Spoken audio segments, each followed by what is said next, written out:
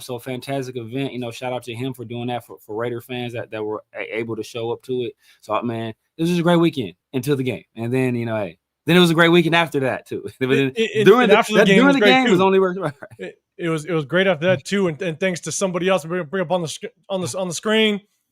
Chris, what up, man? What's happening, man? Another big piece. This entire weekend, this entire setup, without question, man. Rocked out with my guys. And maybe if you guys haven't, and wherever you're watching from, make sure you guys get over to Chris Protect Show Podcast as well. Hit that like button, subscribe, all the fun stuff. You guys know what to do. But, man, Chris, hope you recovered well from the weekend. But how you feeling?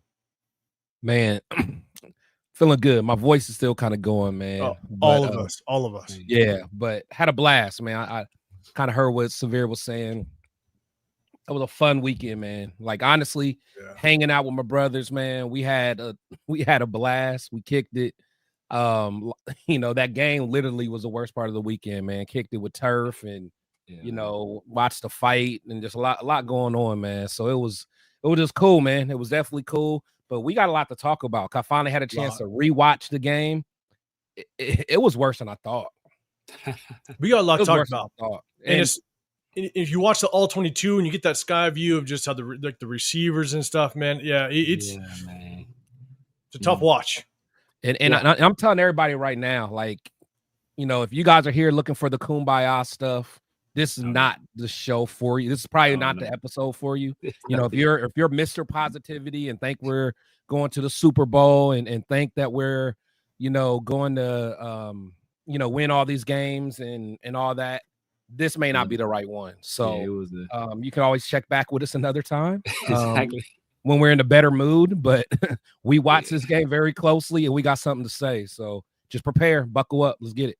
It's going to be interesting, man. We're going to break down the game film, but I'm going to say what's up to chat before we get in. But yes, I just want to say thank you to everybody that linked up with us, that we were able to chop it up with. At the end of the day, we were bouncing all over the place. Like, we didn't know where we were going to next because there was a couple of places we could go, and it was just hard to link up with everybody. But the people that we were able to, thanks to Turf, like Severe was saying, we get to go watch the boxing match over there and have a damn good time with Leo, Raiders Food Chris, those type of guys, man. Just the weekend from start to finish, except for that about 3-4 hour time frame on Monday night. Everything else was live, and we all had a good time. Especially the tailgate, man. That tailgate was popping, and everybody was. So shout out to in the Raider Nation Live guys. You got Gravy, you got Low, you got Gabe. We chilled with them in their spot with their tailgate, and man, shout out to them. Appreciate everybody rolled through. And last but not least, Myra G, just trying to connect everybody together, man. She was the one just trying to make sure everybody could link up. So, man, shout out to her. All right, let's get to the chat, man. Bro, man, what's going on? Appreciate you. Herman in the building. Appreciate you pulling up. Sacktown, I see you. What's going on, man? John, one guy I could not link up with, man. Next time we definitely got to. You kept telling me I'm at the Luxor, and you're at the Luxor, and, man, we were like in 20 different places, man. But next time for sure. But I appreciate you popping in. Mike Cavelli in the building. What's happening? What up, Mike? Daniel Kim, what's going on, man? Fortunately and unfortunately, looking forward to this breakdown discussion. Yeah, it's going to show the good, the bad, the ugly. Not so much good. What up, John? What's happening, man? Enough Prozac for the whole season. Let's hope we turn this thing around. Lakeshore Raider. Prozac ain't going to help with this team, man.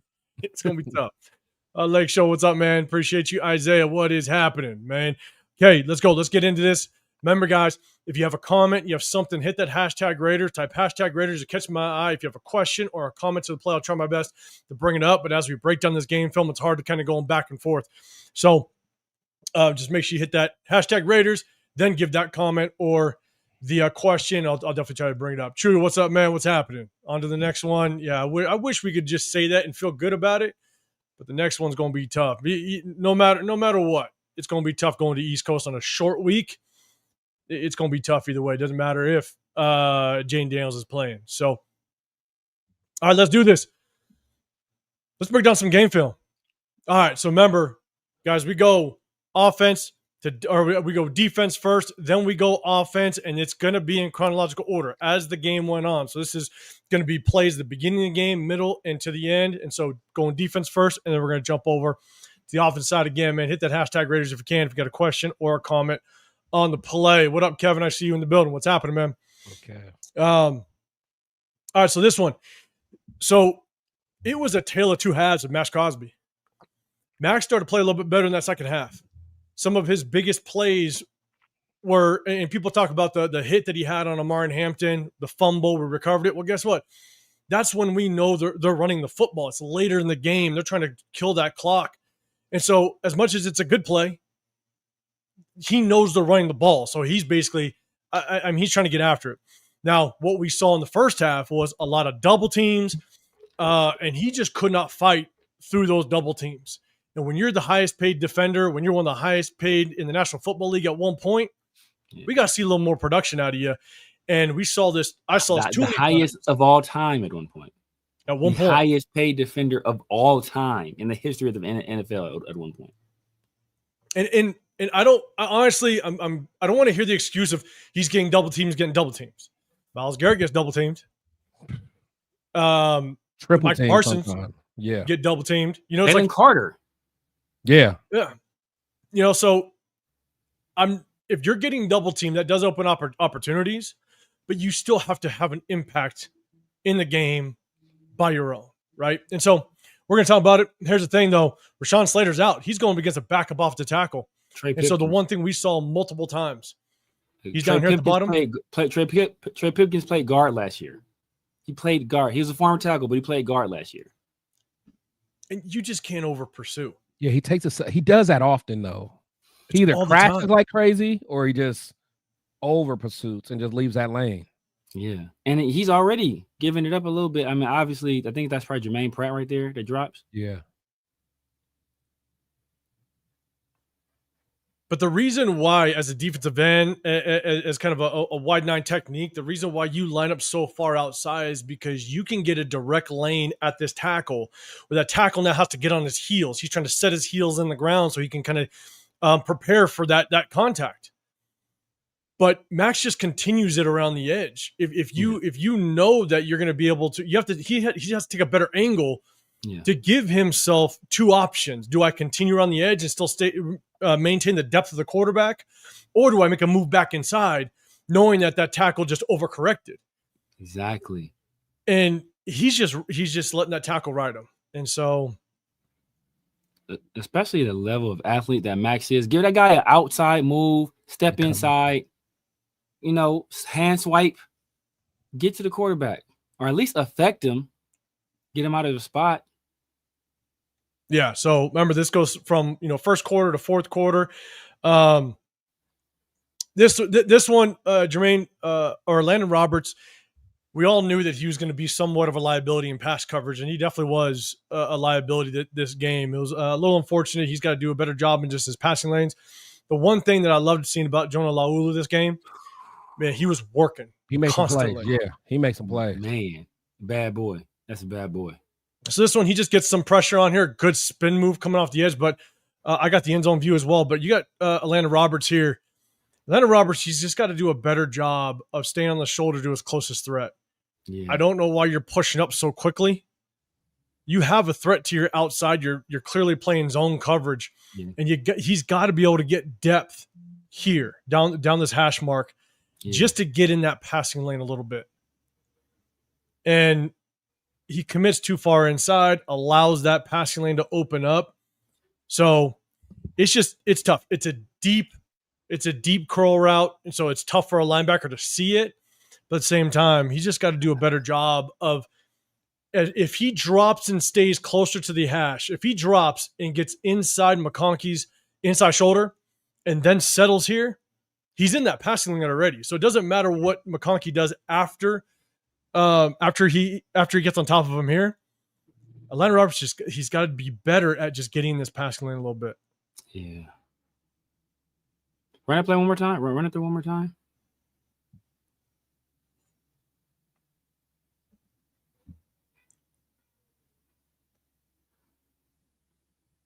Spin was nasty. Yeah, man. So I got the end zone view. That was Olu. I mean, he was just, and even the plays that he didn't necessarily get there, he was so active with his hands, with his feet, just trying to get off the blockers. Which again, that's the biggest knock of Booker. Booker just does not get off of blocks, unfortunately. At all. You got him Good there? effort, but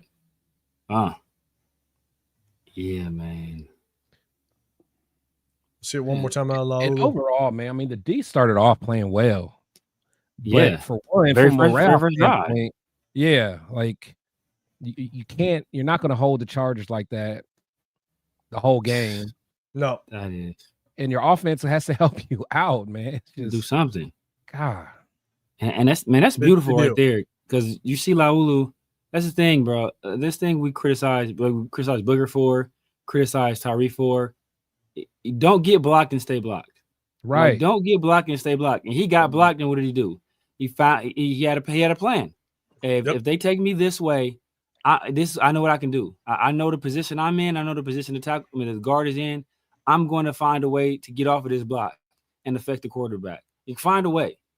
Yeah. And if this dude was a seventh round pick last year, a seventh-round pick from last year can do that. I think Booker was a mid-round pick. Tyree, obviously, 7th overall. Like, you got to find a way. Yeah. 100%. John. Oh, go ahead. The good thing is, if you check my chat, we got somebody that's going to save the season. He's in the building. So, shout out to our guy. He's in the building.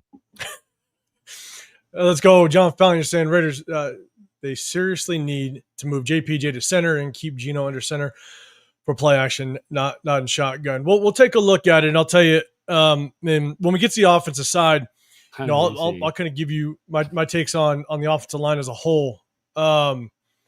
But let's see. I'm going to say what's up. So what up, Leo? I'm telling you, Max, you got to call it, man. He just did not have a good game.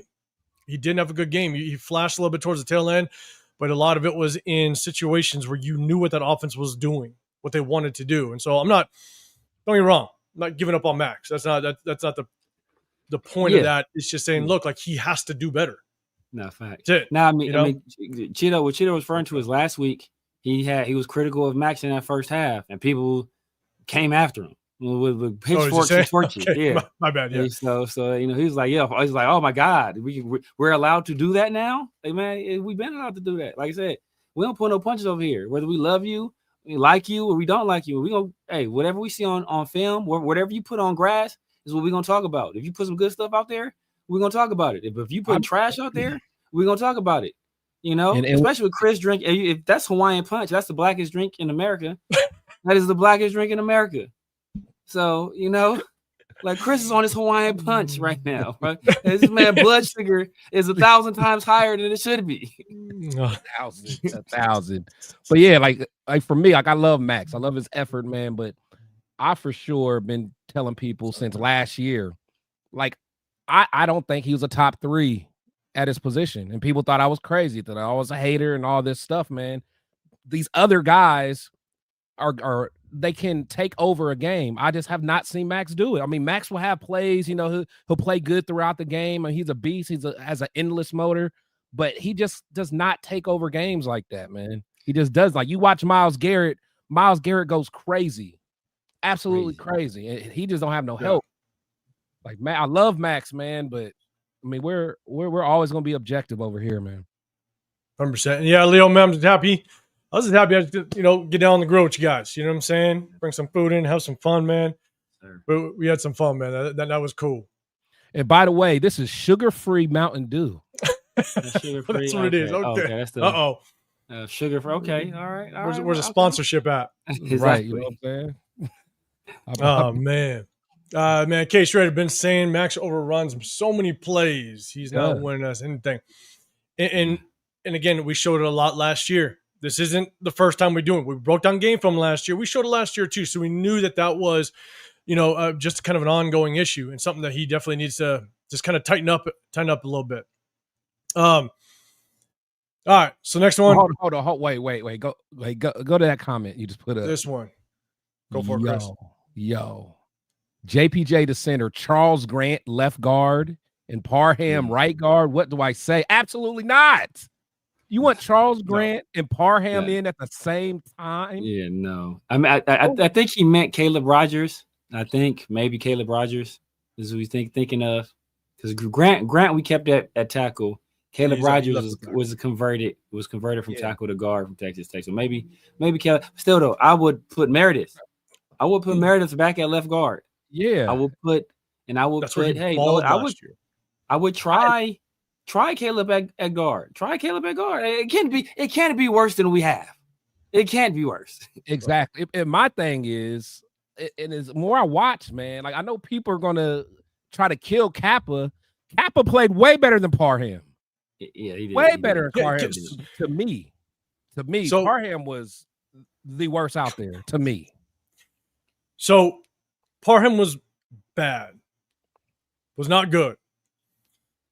Kappa was better than I expected. Still wasn't good. He's still better than I expected. Yeah. The hardest thing, Parham, though. Right. Yeah, the hardest thing with Meredith is Meredith has to get the snap down without question. And the other thing with him is I think he's having a tough time adjusting to the center position in the sense that he doesn't look like he has the same awareness that he had at guard. But why his would eyes he? aren't quick. Why would he? And it's his first time ever playing it. Center. He's out of position. I know he never played center in college. I think he played center I think it was actually I take it back. I think he played center one time in the preseason 2 years ago. Right. But it was literally like one or two series. Right. That's it. That's what I'm saying. But we knew all this going into it. We knew. I mean, yeah. But we did. It is what it is. Aiden O'Connell in the building. That's our savior in a couple of weeks. Don't worry, guys.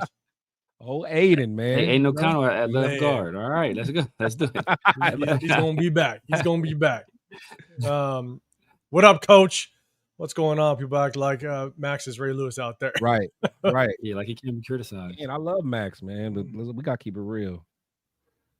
Yes. Raider Phone. Hey, we've been pointing out for a long time, man.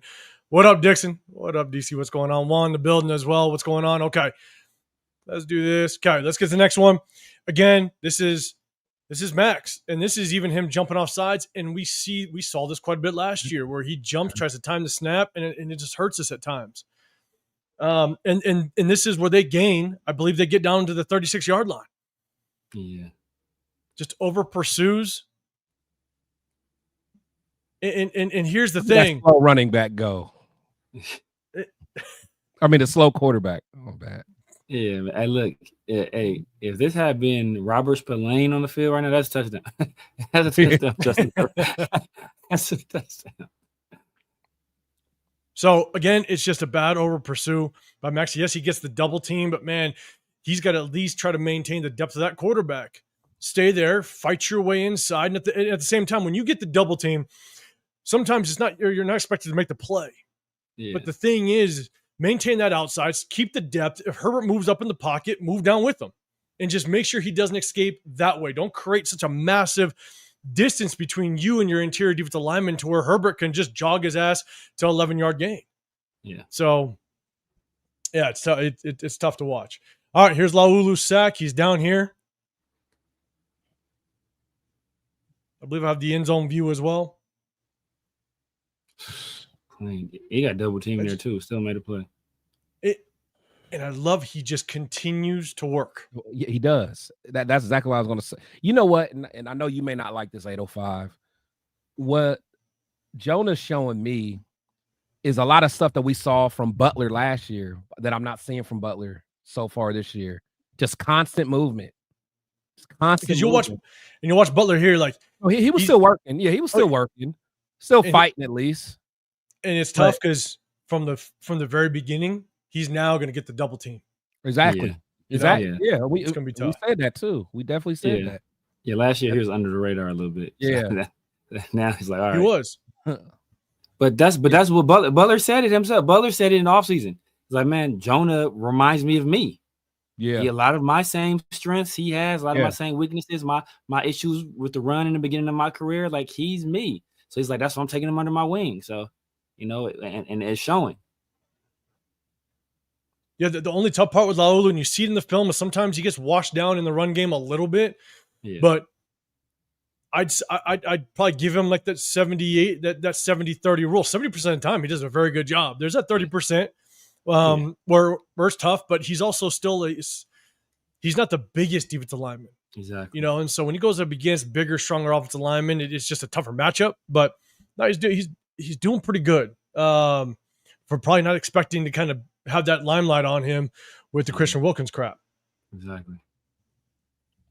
So this is a big stop by Leaky Fotu. You know, overall, watching the game film, Leaky Fotu, man, like he's very hit or miss. He's very hit or miss. Sometimes he gets washed down. Sometimes he just lets guys drive him backwards. But there's also times where he'll come up and make a big play. So Leaky Fotu is down here right in the middle. This is just a hell of a stop. Oh, Busy. Hell of a play. Busy. And when you can do that, bro, that means when I see something like that, that means you can do that every play. It's your level of effort. Off me. Get off of me. I like that. Yep. It's a solid play. Good hands. Thomas Booker, where was your antennas over there getting manhandled? Him all the way up.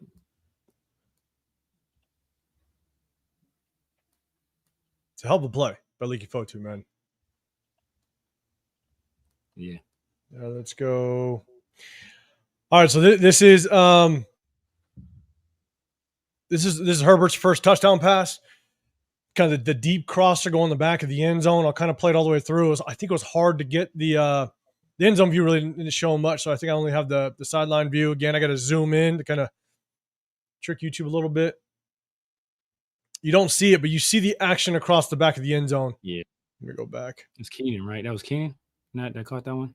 Yeah. Yeah, I hate he scored. Yeah, you know, he talk crazy. I know. Stuff. No.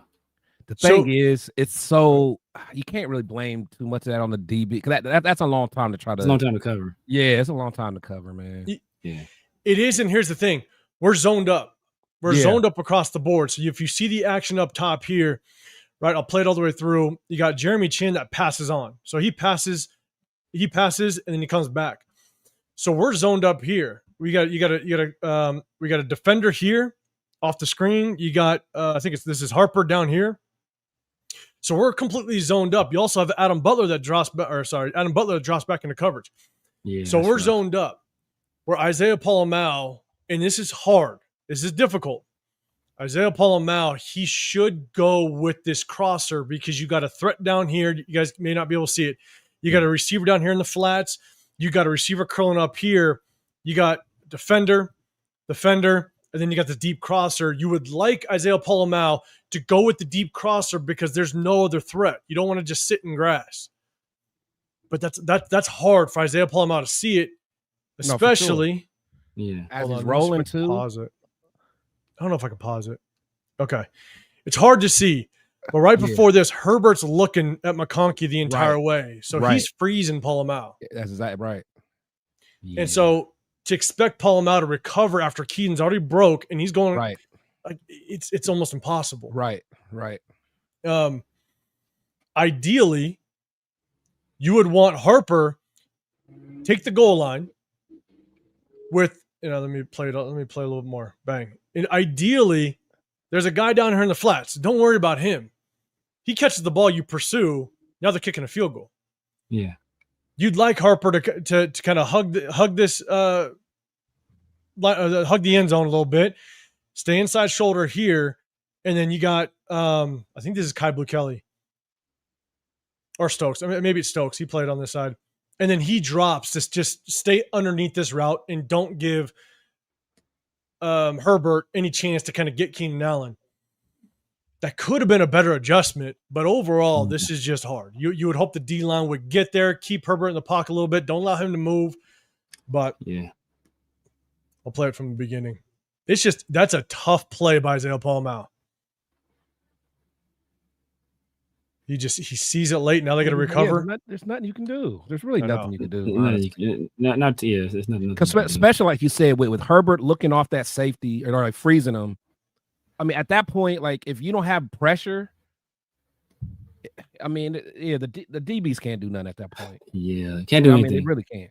Or you can't do anything. And that was, I mean, you don't have Adam Butler dropping right there because then at least if it's a linebacker, he'll have a little bit of understanding that, hey, you know what, I have to get a little bit more depth here. But I mean, yeah, they took away the quick. It looks like they were looking quick to McConkey and Adam Butler dropping. Yeah, I'm about to say, yeah. Honestly, I was gonna say Adam Butler kind of did his job. I mean, but you would hope that the pressure would get there by then. Yeah, because it's both. It looks like both Max and Devin White went outside, so they left a freeway size lane, right there. So he goes outside there. No, he went the other way. And, Okay. and to be honest, Pratt didn't blitz too well. He's 5'7", right? 57 years, Pratt. Yeah, his blitz was he got. Yeah, I mean, Dev tried to get. He tried. Yeah, he tried. Yeah. He took away the other lane, but it was tough. Man, Herbert is athletic, man. He's athletic. Man, Daniel Kim. Shane, as a coach, why do you think Max over pursues what you're saying about what he needs to do? Sounds like stuff he needs to know, or he should know. Yeah, I think I can't tell you why he over pursues, to be dead honest with you. I don't know. I mean, when you know you over he can get away with it because he gets away with it a lot. Exactly. He beats his guy, and a lot of times he can recover. And I almost think, I don't know. I almost wonder if, like, because I feel like he didn't always do that. Like under Butler and Marinelli, I almost feel like this is like a newer thing, like within the last couple years. Yeah, because he did it enough last year where we were like, we got to keep an eye on it. That's what I noticed it last year. I feel like he didn't do it so much before. Yeah. I honestly, I don't know. I don't know why because I mean, he watches the film, he watches himself on tape. Yeah. And to know that you continue to just kind of overrun the quarterback and you're just leaving gaps wide open, it's either how are you not correcting yourself or Robbie Leonard, how are you not coming up with a way to continue to kind of corral Max? Now, here's the one thing that I did notice. They're dropping him back in coverage a lot. They're playing him more inside. They're not blitzing him off the edge. There's plays where he's literally, it's him and Kuntz on the same side, but he's on the inside of Kuntz, or he's playing more as a 3 technique over the guard. I don't know if this is just a new strategy that they're trying to test out, or they're saying, holy shit, Max, you're overrunning a lot and it's hurting us. We need to kind of corral you a little bit. I don't know. I honestly, Matt, I have no clue. Yeah, I mean, I don't mind it. Yeah, I saw it was another play. I think he was lined up. I think it was him lined up at the 3 and somebody else lined up, head up over the guard. And they basically almost like they were trying to overload that side. But I don't mind them moving Max around. Hey, you know what? Hey, don't let them. You don't want them to know where your best player is going to be every play. Yeah. Go ahead and move them around.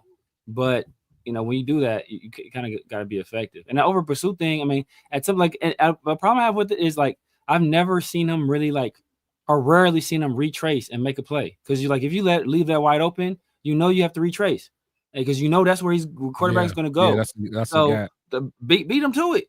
Beat him to it. Yeah. Gio, you're saying I heard that Meredith had bad snaps and that's why the offense struggled. Has the film confirmed this? There's one bad snap that was bad. Yeah. Obviously, you hit him in the ass first. Yeah. There was a few that were bad. If Aiden O'Connell was a quarterback, we'd have had 4 or 5 fumbles. Yep. Because Gino was calm, cool. He was snagging them one-handed. Yeah. Left and right. He did. And didn't break stride. Didn't lose. So I don't say that's why the offense struggled. But it was just a couple plays. But I know. I think one was on a bad 3rd down. Yeah. Where it was kind of. The one that hit him in the ass was bad. It ruined everything, and then he missed his block at the same time. It was all bad by Meredith. But the other ones, they're off. Gino had a one-handed. I don't think it ruined the tempo of the play. So I don't think there was a reason why. But I mean, at the end of the day, Meredith, he's got to rein it in. He's got to. That snap has to be a lot more consistent. What up, Myra? In the building, appreciate Myra just making sure everybody comes together on the weekend, man, over this past weekend, and good luck in DC because Myra's heading to DC. I know she's gonna turn DC out. Coach with the super chat, throwing it out there, said, "You guys think we should take a flyer on Desmond Watson?" Desmond Watson, that's your boy. Big boy. Your boy from Florida, big boy, big fella. Oh, that's right, the big boy that got cut with the Bucks. Yeah. Hey, I liked him. I ain't gonna lie. I like big fella, man. But I mean, he ain't gonna help like getting after the quarterback. But I like he's too big, man. Like, get down to 370 is the wildest thing I've ever heard in my life. Like, he's a big boy, kid down to 370. Like what? But hey, to be that big though, he got some nimble feet, man. I could teach him a couple things, man. Let's do this. I wouldn't, because I mean I watched him at Florida, but he doesn't move. Like if you run right at him, okay, but he cannot move for the life of him. So I don't know if I'd want to take a flyer on him. I'd much rather have someone like Leaky Fotu out there, someone I know can move a little bit, and hope so we can pursue somebody. But yeah, it's a good thought. He is a massive human being, but I don't know if I can pull that off. But man, hey, sweet treat. Coach, man, appreciate you throwing out that super chat. Just ready. What up, Jay? In the building. What's happening, man? Jay in the building. VB's in the building as well. Appreciate you guys. Let's see. Enu and saying, Senji mentioned how bad Meredith was playing. We'll jump to the offensive side. We'll definitely talk about the offensive side as well. Sholo, man, what's going on, man? Appreciate you. We're going to keep going. I got one more. Hashtag rated with John Fallon. The fact that Mac missed basically the whole game, the Chargers got that much pressure on it shows how bad our O-line is. Again, I'm going to go to the offensive side. Look, you're talking about depth. I think Mac's backup is Bud Dupree. So not like he throwing no super bum out there. Like Bud Dupree was a former first round pick, if I recall correctly. Right. So yeah, man. What up, Jeff? What's happening, man? Jeff, what's happening? All right. Okay. Let me start this one so I know where to go back to. Remember, guys, hit that hashtag Raiders if you can. All right. Man, this is what Jamal Adams brings. Just a damn good job setting the edge. Devin White coming to clean things up. That is what I'm talking about, man. Yes, that is what I'm talking about. And what does Jamal do after the play? Bro, he gives everybody the business. Man. He lets them know he done his job. Guy, man. Yeah. Down here. Like there's nothing that bothers me more than someone not setting the edge. That pisses me off every time I see it. Yeah. And Devin White did oh, my bad. Devin White did a hell of a job kind of pursuing downhill. Yeah. He's up top here.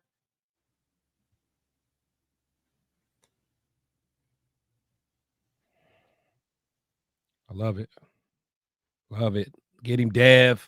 Yep. Get him, Dev. But and I'm gonna give it. I'm gonna give it to Landon Roberts. He does a really good job. It looks like he's about to over pursue the play. And he takes on the blocker, fights his way to just kind of get back involved in that tackle. It almost looks like he's an over pursue. Yeah, but he's able to fight back. Yeah, that's good. That's good work, man. That's good. That's just good linebacker play. Yeah. Do we? Is our linebacker coach new? Well, he would have John Glenn. Yeah, John Glenn. Yeah. He got them boys playing, man. For the most part. We got some horses out there too, though. He got some horses out there too. Right. Oh yeah. That's the thing, man. See Divine Diablo though. The Falcons. You got Landon Roberts again.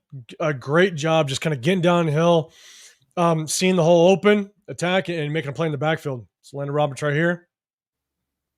Get downhill, make the play. Yep. That's good linebacker play. Yeah, man. Damn good linebacker play. Look at Max talking his talk.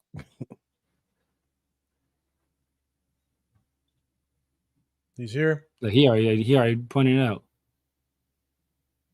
But to pull that trigger. Yeah. We'll play it one more time from the top. I believe this was a second and short because there was a third and short after this. This is like 2nd and 2.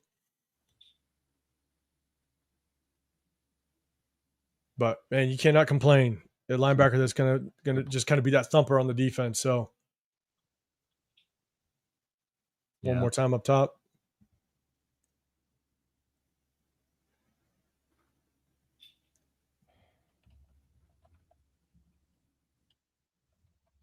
Yeah, that's just a damn good job by Landon Roberts, man. He was flying all over the place. He was. Guy, he probably shouldn't have been playing, you think. Right. I know, right? Okay, so this one, I mean, this is a 3rd and short, and I don't know if there's just a communication issue, but you see motion. And the thing is nobody slides kind of with the motion too much. So motion kind of goes. You don't see much movement with the defense. We kind of we stay even, and this is on 3rd and short. And they got a hat on the hat. Yeah. Couple miss missed opportunities tackles wise. Yeah, And was that It's Darnay right there. See, he's I'm not even too mad at Adam Butler on that. I'm not too mad at him. I just wish someone could. Let me see what the linebacker did. Yeah, Adam Butler here. Yeah. Let me see what Devin do on this. He looked like he was trying to take the back door. Pause, Yeah. but it was.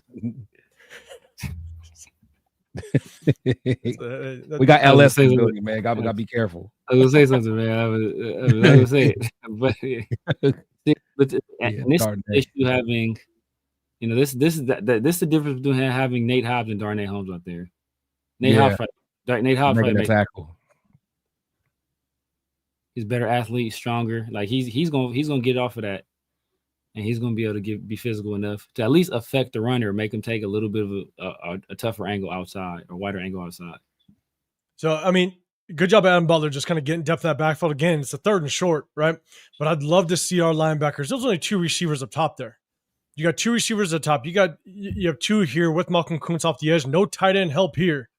When motion goes, I want to see just a little more action with our linebackers, kind of get to that point of attack. Because you got your strength is down here at the bottom to the wide side with the tight end help. I just want to see more. No, that's a good point. Yeah, because if Devin slides over, probably gives him a better lane of pursuit.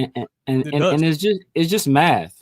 It's just math. Right. Like how many guys are on this side? How many guys are on that side? Like they got. That's actually a good point. That's a good point because honestly, if Dev's there, the guy that blocked him probably can't get to him. Yeah, correct. It's so. Let me kind of go back just a little bit. So when the motion goes right now, already the strong side of play. Yeah. Right now, you're sliding here. You're replacing. Right, that means now Devin White has a better chance of making this play as soon as the blocker split these 2. Yeah, because that left guard is who got to him. Yeah. So now Devin's playing here, and now he can pick a lane.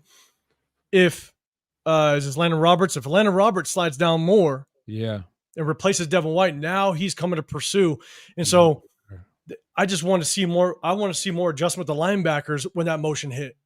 Because now then you have the numbers. Because you only have two wide receivers to the other side. Yep. Right. So the other side of the play is already the strong side. So then they shift the receiver over, and now they outnumber you because nobody went over there.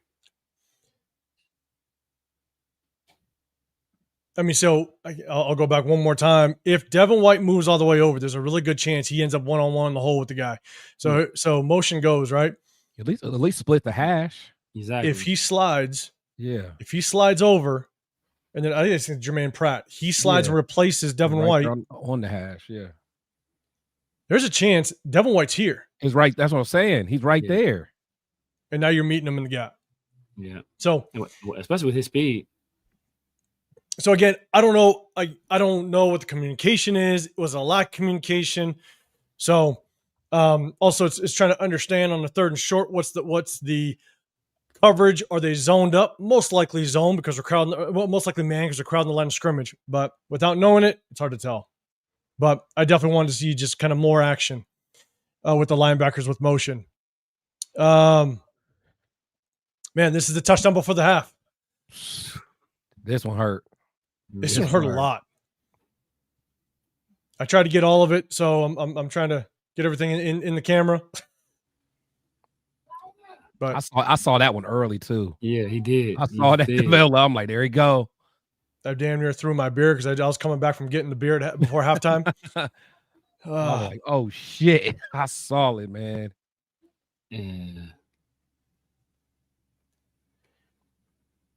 I'll play it again. Unfortunately, if I remember correctly, not a whole lot of pursuit. We're just basically running prevent coverage right now. But Isaiah Paul out. You didn't stay on top. Right. Yeah. And that's really on. I mean, that one's on Isaiah Paul out. Like you got to stay on top. All day. But the thing is if you're going to be in more of a, I think there was still like a minute left. Here's my other thing. Let me go back. Kai Blue Kelly. Yes, I'm saying I'm looking at Caillou because I'm trying to see what I'm trying to see if this like it's a 3. Yeah. So like, why is he worried about that guy? Because it looks like somebody already has somebody. Yeah, that's like he need to coming get back. Yeah, he needs to get back. Because on the other side, that you stay with the deepest man. So the corner, I guess that's Stokes. He's staying with the deepest man on that side. Yeah. So here's the thing: just over a minute left in the half. Yeah. He's got to get on his horse. He's got to sprint. Yeah, he's got to bail. Look where the other corner is. Exactly. And here's the thing: he's staying deeper than the deepest, man. His eyes stay inside. If there's any threat coming here, then you can break this off. But you need to get on your horse, and you got to be like Chris, you're saying, right? You look where Stokes is. Yeah, you got to just fly. Because you don't look, he's affected by that route, but he has help there. Yeah. So why are you letting that route coming across? First of all, you know the situation, right, bro? Right. It's under 2 minutes. Right. Okay. They complete that pass there, rally and tackle, force them to use a timeout. Right. Run some clock. The worst thing you can do in that situation is let a guy get on the top of you and score. You know, but hey, you know what? Hey, good thing we got Thomas Booker though. He really stopped that play. Shit. So it's more on Isaiah Polamau. He's that single safety. He's got to stay on top. It's more on him, but I would like to see Kai Blue just understand the situation. Yeah. And get on his horse and bail. On top of him, yep. So, because the thing is if Kai Blue actually gets a really good drop and bails, you don't know. Maybe Herbert doesn't even make that throw, and maybe he tries to hit that shallow crosser, and now they're still working for points, but not a touchdown with only a minute left in the half. So, again, just got to know the situation. So now this is kind of going into the second half. Man, this is just good run pursuit, man. I'm telling you, our linebackers fly. This little pitch out to the boundary side. Let's go, Dev. Let's go, Dev. Pratt too. Pratt was right there. It was a nice play.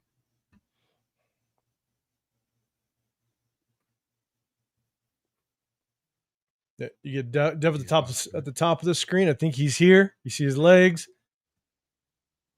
Yeah, Pratt. That's all you can ask, man. Make him go inside.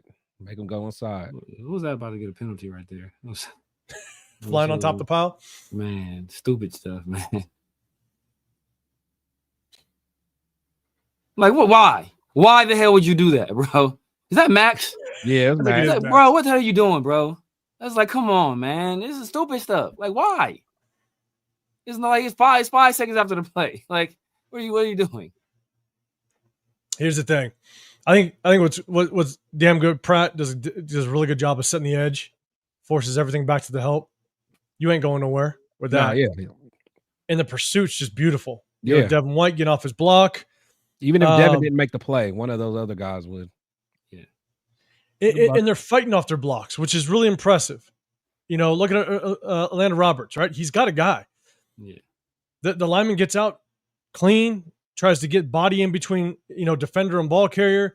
And Atlanta Roberts just fights him off. Yeah. Still gets involved. I mean, our linebackers are doing a pretty damn good job. I mean, I think what did I don't know what the total yardage rushing wise was for. Neither Omarion nor what's his name? Najee. Yeah, Najee. Neither one of them did much. I don't think they did well. So again, just good pursuit by the defense. Herbert may have led them in rushing, maybe. Probably because Herbert can run, guys. Herbert can't run. You didn't know.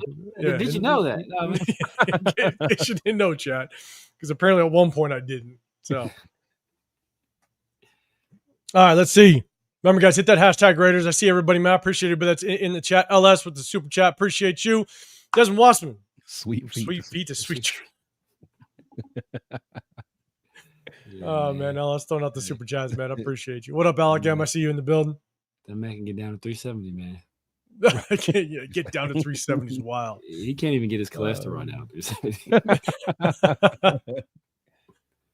That's crazy work. That's funny. Hey, Jay, man, I appreciate you. Man, I heard, I don't know. I'm glad you just got back to your hotel after we dropped you off in downtown, man. I appreciate you. What up, Dub? What's happening, man?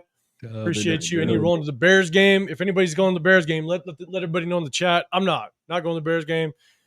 I'm gonna take Billy Davis. No, what, Dub? Do us a favor.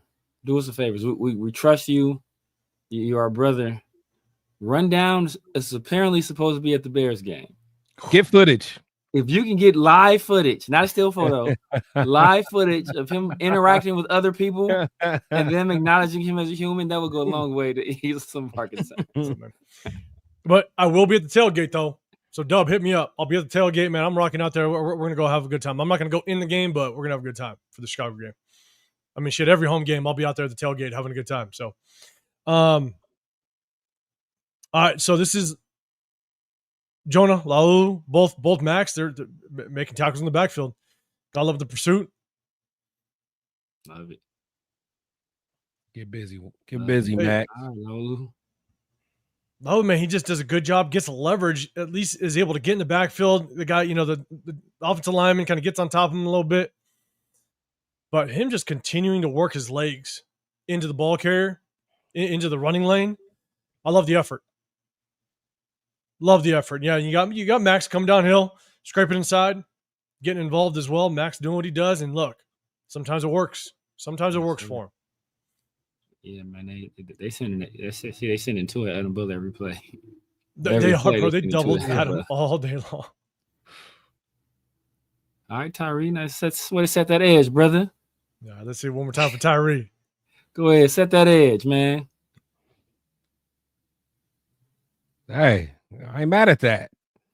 I'm not mad at that. I'll take that. Look, keep the other arm. We want to see him keep the other arm free, but hey. He gonna always do the bull rush. So man, we ain't gonna see nothing else. Bull rush that edge. Bull rush that edge, man. We got another Jamal Adams right down here. And here's the thing, Jamal Adams, great pass drop. The one thing that I kind of said is he might be a liability in pass coverage a little bit, just not understanding the linebacker position completely, but his ability to kind of get in the passing lane, get depth as playing linebacker position, get depth. But then as soon as he sees that ball release early, his pursuit is so quick and so fast. He still makes his play, and it's a tackle for a loss. So he's down here at the bottom. Just watch the drop. Gets a good drop. He's able to kind of get in the passing lane. Yep. He still makes his tackle for a loss. Open field tackle, baby. That's beautiful. Telling you, Jamal, man. Beautiful open field tackle. I love the athleticism. And you see, and the thing about in the past that Dev is right there too. Right. Dev is right there too. So the speed we have at the position is just it creates more margin for error. Because if he doesn't finish that tackle, Dev is right there to clean it up. Right. So I love seeing the athleticism, the way he moves. What up, Gravy? What's happening, man? It's good linking up with you, man. Good kicking with you and Lowe. And Gabe, man, it was fun, man. Appreciate you. And at Luna's pool party, man. It was fun, man. Let's see what Tyree doing. Let's see Tyree doing this play. What up, ASAP? I see you, man. All right, let's go. You want to watch Tyree on this one? We'll go through this one real quick. Let's see Tyree does. I just want to pick on Tyree for a second. I want to see if he does anything different. We about to get to the offense. Same thing. He tried to curve the bull rush inside. He's still bull rushing. He tried to bull rush and ran it. Man, I love you, Tyree, brother. Yeah, you just want to see Tyree one more time. Because that's what Tyree did all game long. It was one of these plays. He's gonna do a different move. One of these days. Yeah. He's gonna swim the hell out of somebody. Hey, you know what? You know what's gonna happen? Tyree gonna be here. Raiders gonna be in the Super Bowl, and we're gonna need a sack. And they're gonna be expecting the bull rush. And Tyree gonna hit him with the swim. I've been saving this for 10 years, baby. I set up for this very moment. Y'all got no film on this move. I set it up. I was playing the long game. The long game. This is actually a hell of a play, man. It's tough because I want to show this because I'm telling you the Chargers. I mean, and I'll say it after we talk about defense and when we're done going over the defense. I definitely want to jump to the offensive side real quick. The Chargers did a hell of a job of understanding when we're sitting in zone and understanding when we were blitzing, because they hit so many hot routes. It was all game long. Yep. Anytime we sent blitzers, linebackers, corners, not corners, no, we never blitz corners, just safeties coming off the edge. They knew where that hot route was. I mean, you can just tell this offense was just prepared for anything the defense was going to do. If we sat in zone, bang, they just felt they found the soft spots in zone and just exposed it. And so this one, Atlanta Roberts, this is 4th and 1. And this is a hell of a play call. They bounce motion. So motion comes down one way. They bounce it back just to kind of see what coverage we're in. They find out that we're in zone on a 4th and 1. Fake the handoff. Atlanta Roberts gets out of the passing lane. And Herbert hits, I believe it might be Keenan Allen. And hits Keenan Allen on a deep dig route. Quick. Yeah. Yeah, it's nice. You see it even better on the end zone view. It's 4th and 1. It's like they just knew that they were just going to go after. They're going after Atlanta Roberts. You see him. He bites. He removes himself from the dig route, the lane of the dig route. They bounce the motion just to see what coverage it is. He gets out. He gets out of the lane. Yeah. And they just picked on Atlanta Roberts on that one, unfortunately. So they just, I'm telling you, from offense to defense, they just outcoached the shit out of us. Oh, yeah. All game long. They were just the more well-prepared team, in all honesty. This is a sequence of it's late in the game, down on the goal line. I'm going to run these pretty quickly because we want to jump the opposite side. You got Jamal Adams, man, saves a touchdown. We end up stopping him for a field goal here. And Jamal Adams, man, fights through the block, does a good job. Because on this one, this is down on the goal. No, sorry, that might have been on 1st down. This is 2nd down on the goal line. This is a really good job of Laulu. Unfortunately, again, he's just kind of undersized a little bit against his Charger offensive line, but does a good job of just kind of getting into the run lane, crosses the lineman's face, and still kind of get a hold of his legs. So Laulu was working. He was doing a pretty good job. I got the end zone view. He's right here. He's right here. Center comes down. He's able to cross over his face and still kind of get involved. Oh, yeah. I just like I like seeing him work, man. He does a good job. He does. Yeah, he does. Yeah, got him at the bottom. It's nice. One more time, they'll get to the last. I think it's the last defensive play. Adam Butler just it did happen all day. He's working there. He's working. He got off that first block. He swims one guy, then the pole guy tries to get him. Yeah. Oh, yeah. He got off that first block. Yeah. That's Becton, right? Yeah, that's Becton. No, he gets off of. No, Becton is the guy pulling. Yeah. Yeah. He abused Alt. He did dirt. Alt dirt. He did to Alt. What I ain't see Max do that last year. I ain't see Malcolm Coos do that this game. We'll put one time on top. Alt's worst rep. Adam Butler did work on this play. He did. Get off me. But he has good hands, man, to be a DT. Doing that to a left tackle too? Yeah. I know. Yeah. No, so this is just damn good pursuit on the outside. I mean, they this is the big stop. You got Jamal Adams getting the backfield, Jeremy Chin. They tried to just bully us up the middle, and next thing you know, you just got all the outside pursuit. It's just such a delayed handoff. Man, good play. I'm talking about Palomino and Jamal. Get fired up. Talk that stuff.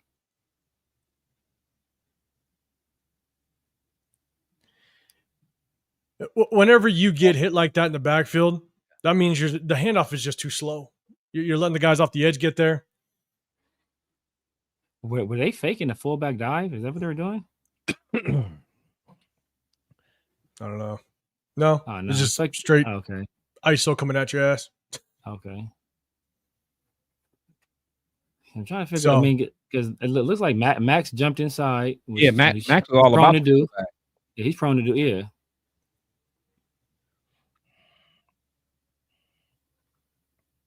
So I think just the action in the backfield is just too slow, but it just allows our guys to kind of get there. Yeah. It's 3 dudes. But Hey, I'll take that stop.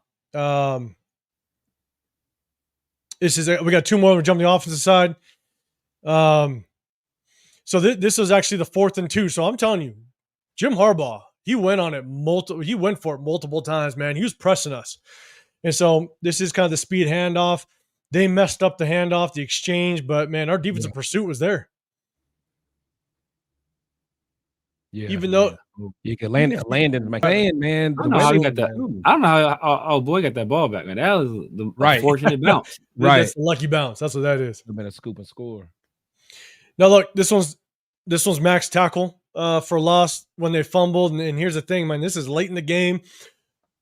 I know a lot of people. I saw people on social media going, "Yeah, but you see that play Max made," and it's like, look, like this is kind of tail end of the 4th quarter. We know they're running the football. So Max is pinning his ears back, and he's doing what Max does. But I would love to see something like this in the first quarter. But hell of a job, kind of getting the backfield, make the play, give the ball back to the offense, give another opportunity. Yeah, let me see that one more time. Is it like, I don't take nothing away from him, but this is like this was bad ball handling.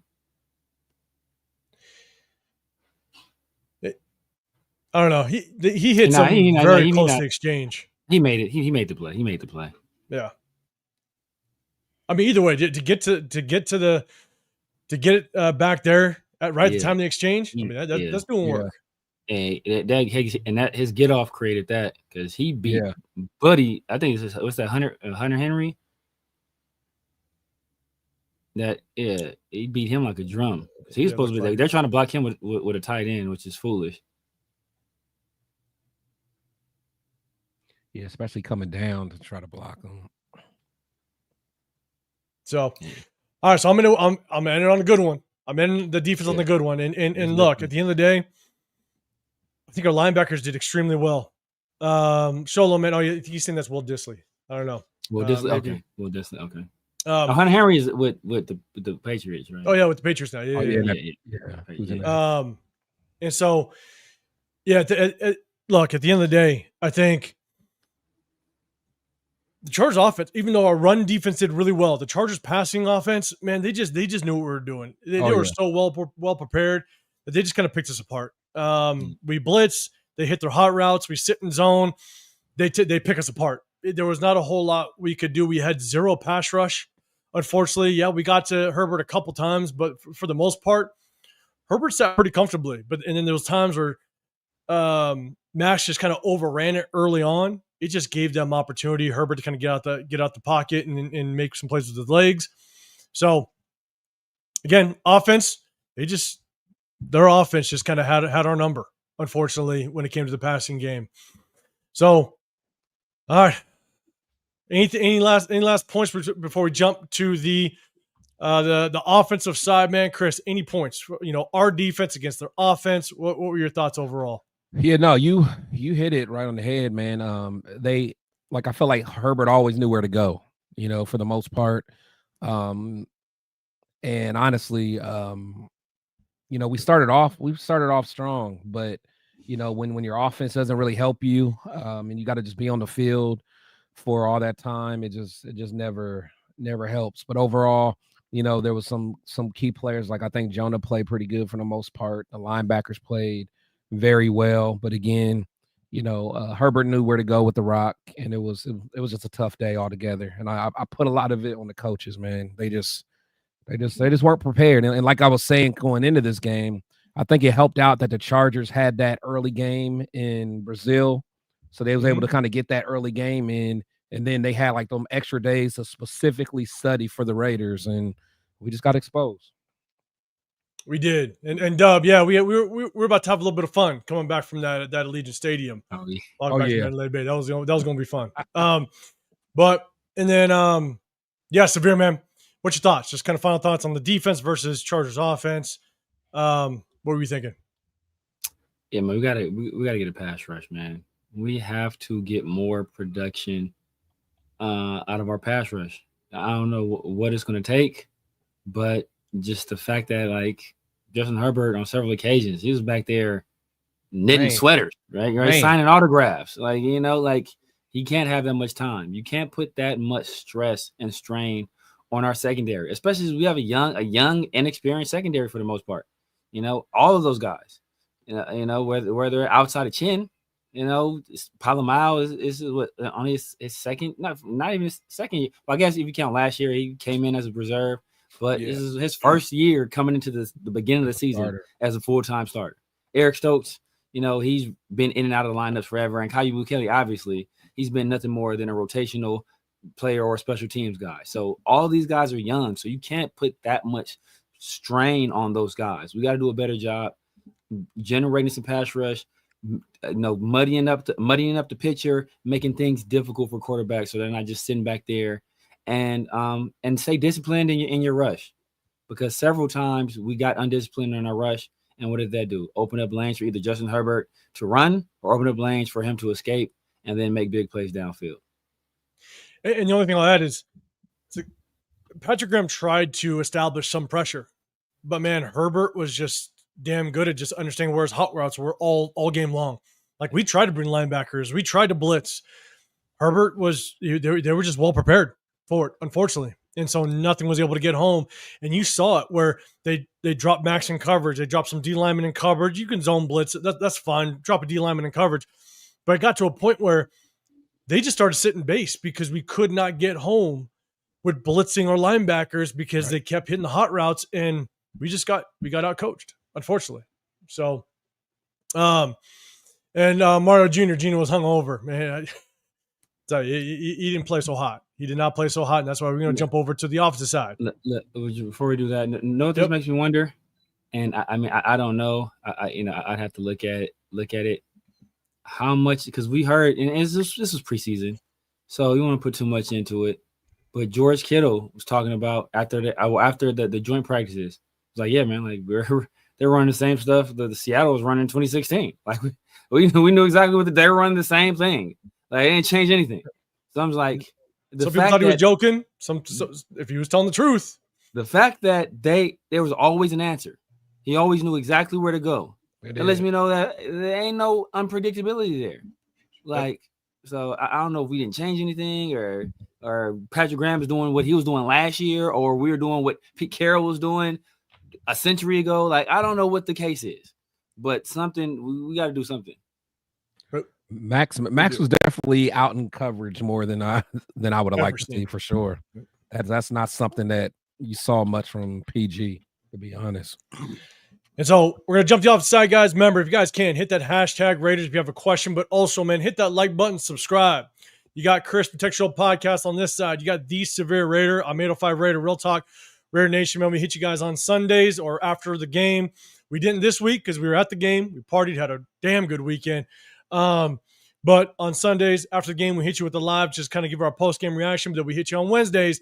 We break down the game film like you're seeing today. So make sure you hit that sub button, hit that like button. We do a sub-only chat just to show our appreciation to our subscribers. So we appreciate you guys as we keep going. Hit that hashtag Raiders if you have a question or if you have a comment for the play. Throw it up there or catch my eye, and hopefully I can bring it up there. So let's jump to the opposite side. This is Gino's pick, right out the box. And I'm going to play it through. And I don't know if you see it too well in the end zone side, if I have the end zone, but it's basically this was a replica of last week. Yep. This is the same exact play, just different personnel from last week. Yep. Last week, we ran play action and hit Brock Bowers in the seam. This is the same exact play that we had to open up the play last week. Open up the game last week. It's here to Trey Tucker. The safety went straight down. The safety went straight there. Like, he knew it. And this is all on Gino. Yeah. Because Trey Tucker does a good job of seeing that safety. That safety was flat foot in the read. When safety's flat foot the read, that means that they're going to play high, but they are going to jump on anything shallow. Yep. And Trey Tucker saw it. And Trey Tucker started to shorten he started to cut that route down. And Gino threw him into the safety. See, Tucker's settling. Yeah. That's where you hit him. Right Gino there. already he threw the ball already at that point, looks like, right? And Gino throws it here. Yeah, he throw it upfield a little bit. That's why Tucker had to dive. Yep. Yeah. That's all on Geno. Yeah. He threw him into the safety. Trey Tucker did a damn good job of shutting that route down. That's all on Geno. But if you notice, like you said, this is the exact same play as last week. Last week we did that same action, that run action to the left, and that action that moved the Patriots defense. They reacted to that action. The Chargers didn't react the same way. Yep. And so again, there was a trend, and if we have time, I'll put up at the tail end. But last week there was 2 plays I couldn't get to, and I saw Chip Kelly legitimately run the same exact play back to back. It was a penalty. It was a closed tight end to one side, trips the other side. Brock went on a drag. It was an incomplete pass, and Chip. It was a flag. There was a holding call. Chip ran the same exact play. The very next play, and I'm saying that's a criminal. As an offensive coordinator, you don't just repeat the play. No. At least change up the formation. At least change, Something. And that very next, and he repeated that play, and the entire defensive line sacked Geno on that next play. I mean, it's like they knew exactly what was happening. Yeah. And so you just repeated the very first play, and they knew it, and they jumped it. So, this is Genty's run. Again, we're going to show all the Genty's runs. This is a good run, and I'll play it all the way through. This is his first one, and this is, I mean, it's a good job of the offensive line. That's nasty right there. It's nasty. Lowered the boom. You got to give him credit. I will say, Genty did a better job of making the first man miss this time around. Yeah. This is what I've been looking for, so I will give him credit when I see it. He did a very good job. You watch the O-line. I think Big Mike had a good block on this. They all get a hat on a hat. They all do a very good job. Yeah, Big Mike and Colton. Brock did a thing. I do want to kind of show a common theme, right? If you look at our formation, we're all bunched in, right? Yeah. We're all bunched in. Keep that in mind as we continue to go through this. Bunched in, tight formations. We're letting the defense kind of come inside the box. And so we'll show it one more time. I mean, I'm telling you, the offensive line we'll do this view. It shows it better. Offensive line did a hell of a job. Jordan Meredith does a great job hooking the linebacker. Dylan Parham does a good job. Colton seals off.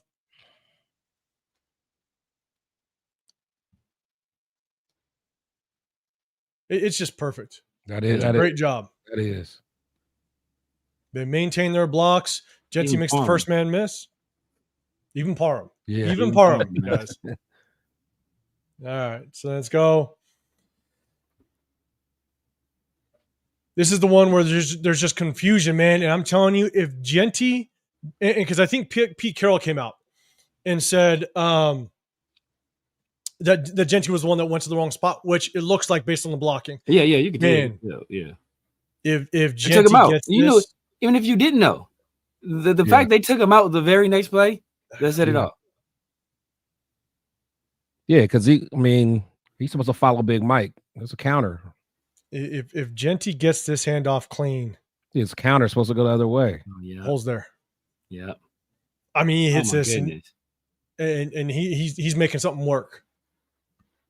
The only guy that's questionable is this linebacker because of Genty's action coming this way. If I wind it just a little bit, I think he beats that guy though. But Kappa is waiting for him. The second level, yeah. So if Kappa does do his job and gets the second level and shields off, but look at Kappa's helmet. Kappa's looking at a guy already. Yep, he's looking at the dude already. He was ready. Like if Genty goes the right spot, he's gone. I think there might be safety on top, but man, he's got time to play. So hold on, play it again. Hold on. Okay. From this view? Yeah.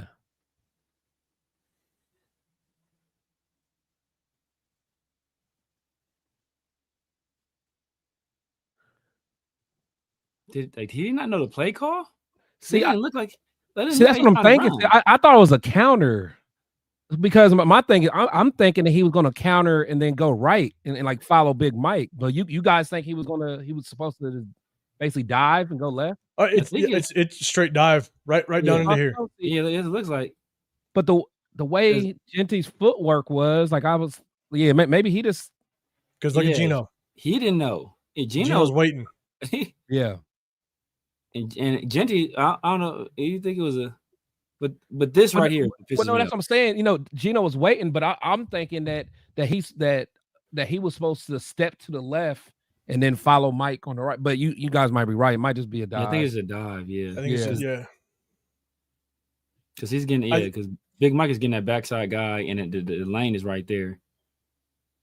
So because right now this is basically just a split zone read, and so Mike's can go and kick out. If nothing's here, Genty will take the handoff here. If nothing's here, then follow. Mayer's trying to create that cutback lane. Yeah. But that's on Genty. Yeah, now seeing that, that could have been big. Yeah, that could have been big. And just the fact that, like, after you mess up like that, bro, like your hair got to be right there. Your hair got to be on fire. Like you can't just be like go find work. Go find bro. Go hit somebody. You know you go messed hit somebody, up. Man. Go. You can't just be standing there walking in a daze. Like, bro, you already messed up. Is your head not in the game? Like, protect your quarterback. And there's another play.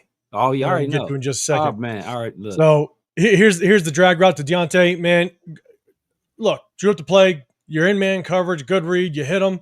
Clears the linebacker. It's a good play. Get on their side of the field. But, man, Zamir White, hell of a job of stepping up on this one. Yeah. Zamir White actually picks up the linebacker.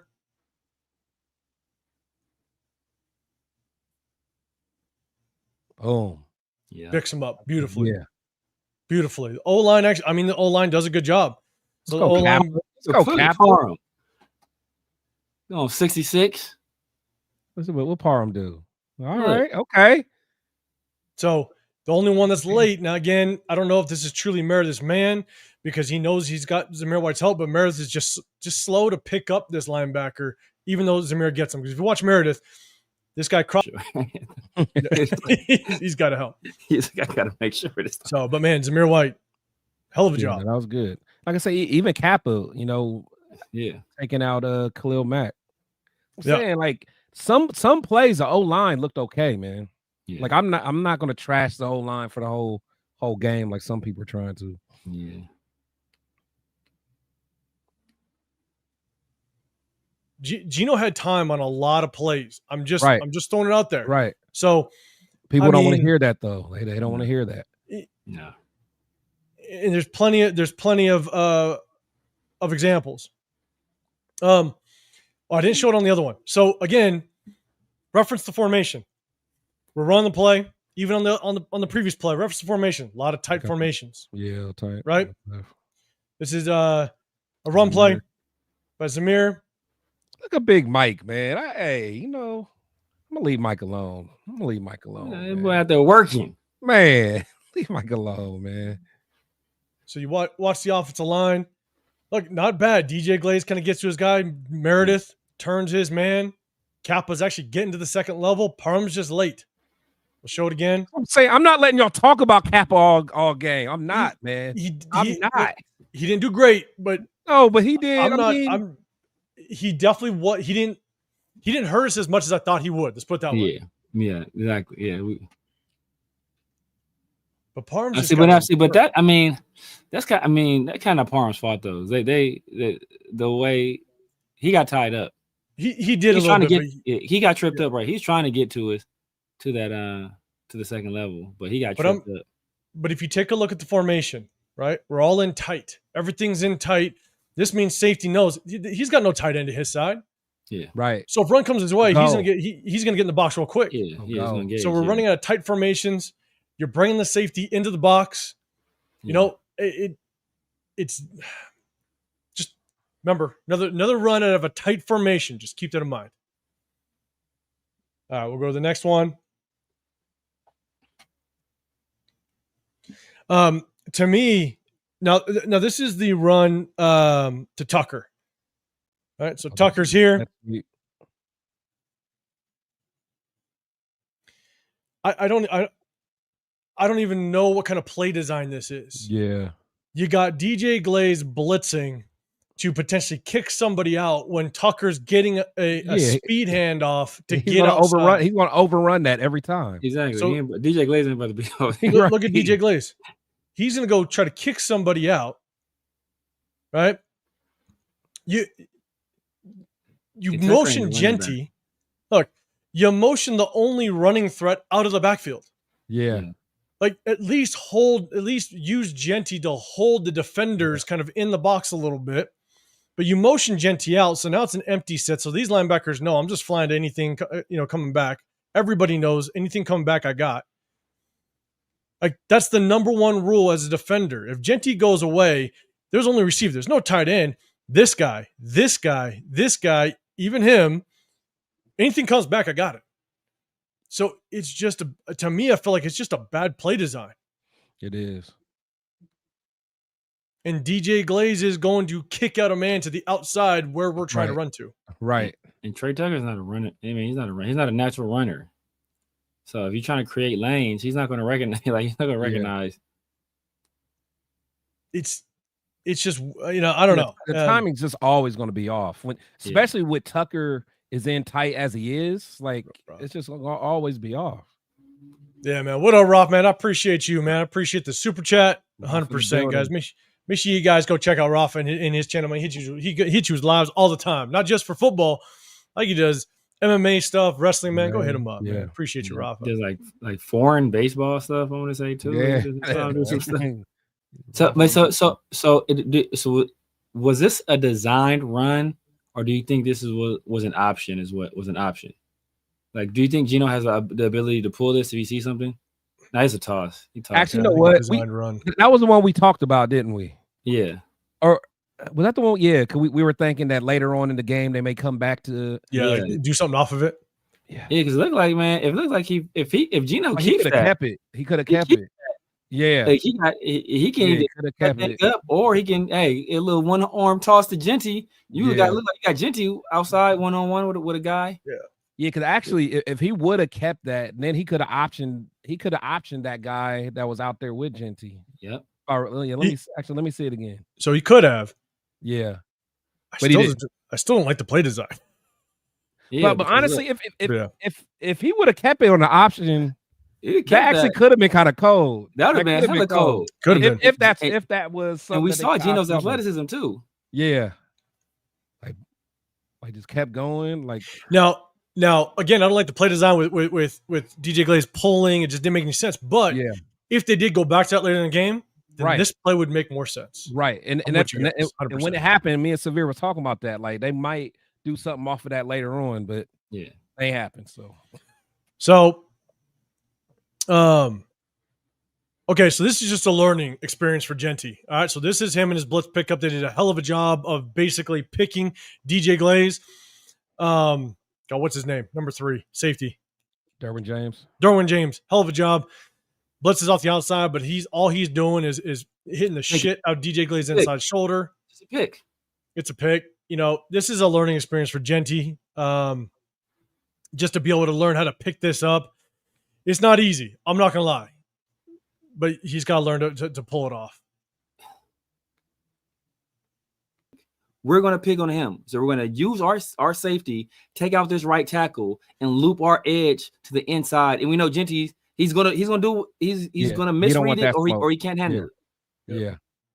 And Cap was a little late to kind of help out, but because that pick happens with so much depth, it's hard for Kappa to get there right away. Yeah. Yep. Everybody else does a good job. I mean, Parham does a job, Merritt does, Colton does.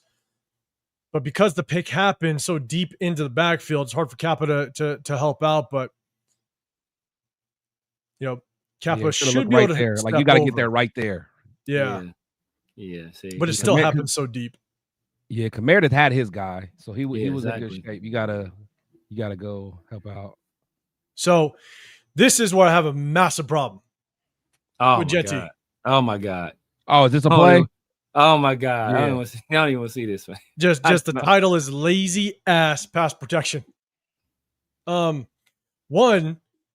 I mean, I don't know what he does just at the initial contact here. He just is like, I'm gonna get my ass handed to me. Manhandled. I'm gonna get my ass handed to me.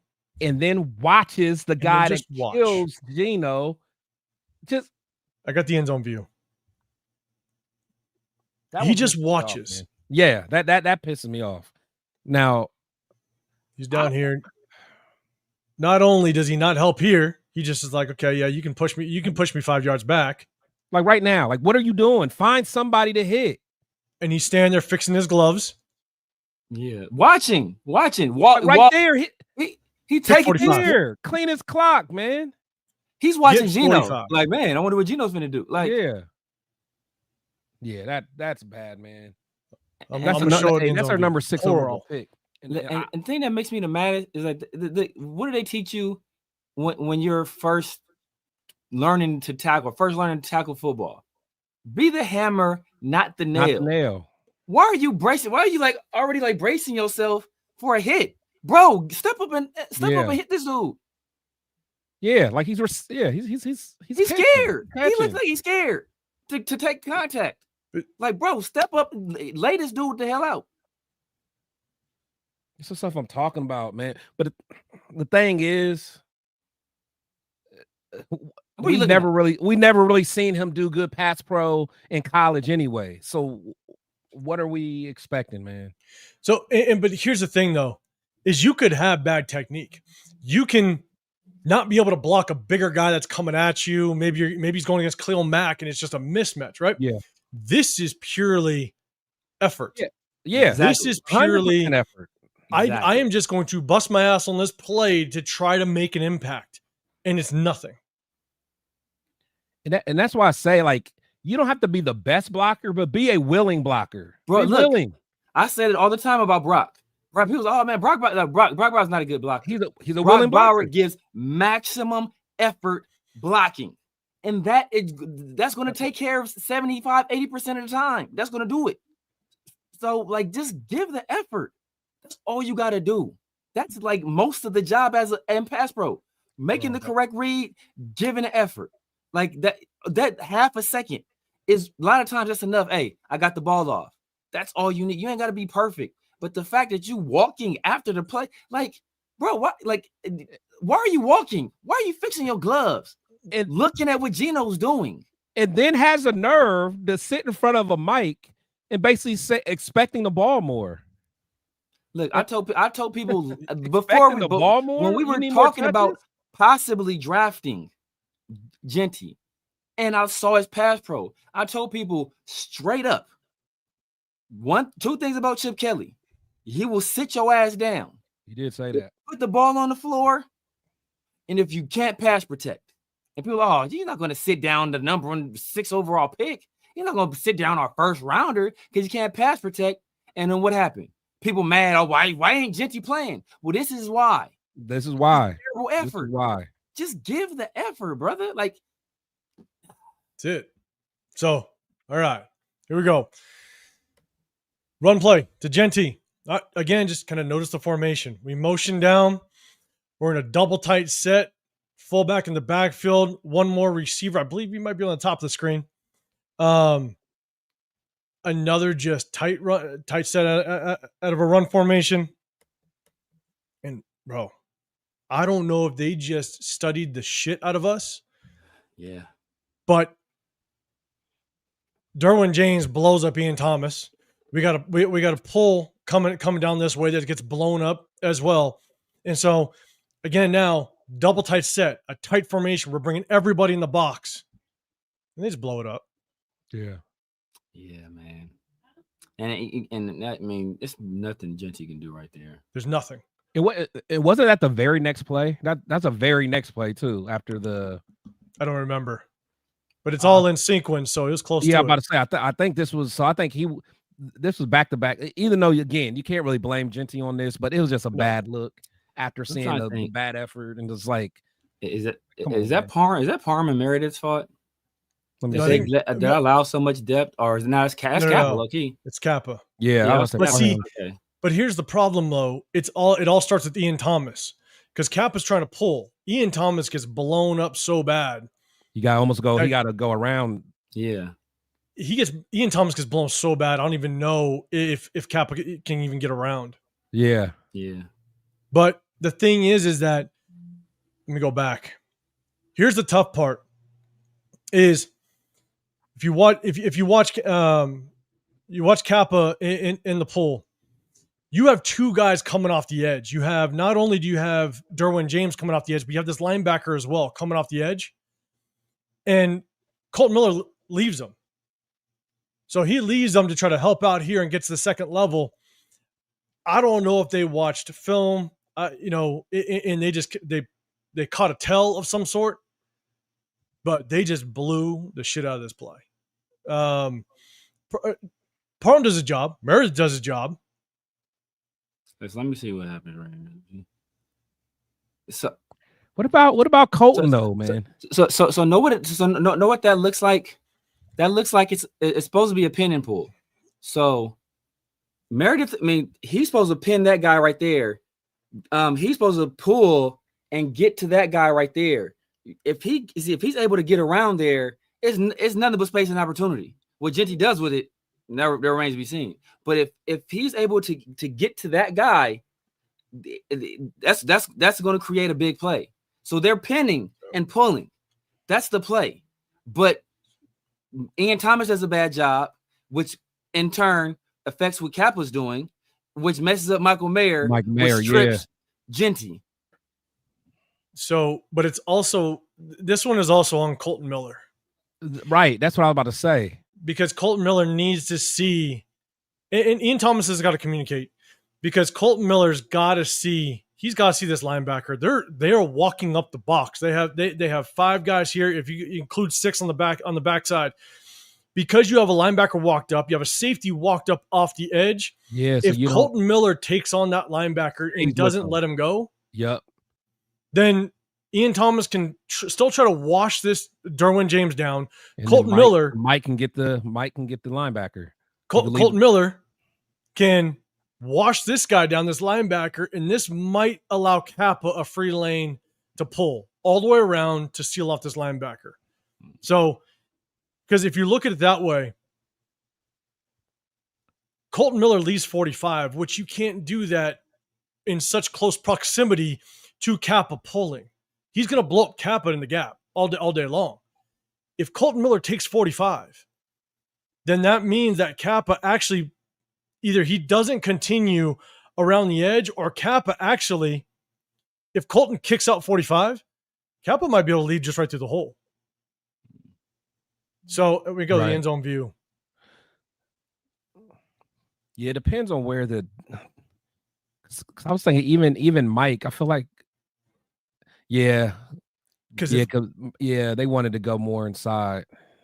It looks like it. So if Colton, I don't know. It's hard though, because look, you got Kappa trying to pull, you got Mayer trying to lead. My guess is they're trying to go inside. Yeah, that's why Colton's trying to go to linebacker. But God, when you have a linebacker walk up and a safety walk up, your blocking assignment has to change. Yeah, it's got to change. You got to you got to protect the line of scrimmage first. Yeah. So if Colton gets to this linebacker and drives him, that leaves Kappa to lead up the hole, and then maybe Mayer can get through as well. But you just let it all blow up. It was just all bad. So, Two Stockton, what's going on, man? I appreciate you throwing a super chat out there. He said, do you guys like Genty this point? Because I remember Josh Jacobs bursting onto the scene on Monday night. Similar situation, too, with no receivers that year. There's things I don't like about Genty. And the thing is that he showed a little bit more. You can make the first man miss. He showed that a little bit more. Yeah. But the things that I don't like about Genty, I'm still seeing it, unfortunately. So, look, It's only game 2. It remains to be seen. We'll see how it plays out. Chris, any thoughts on that? Yeah, I mean, honestly, Genty is kind of what I expected, unfortunately. So I'm not going to say I dislike him. I want him to do well, but he'll show flashes here and there for certain things. But,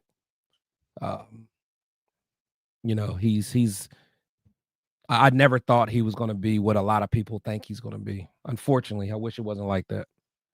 Yeah, Severe Man, any thoughts? Yeah, same, similar to Chris. Genty is who I thought he was. He's a smallish back. It's not particularly fast. Has problems in pass protection.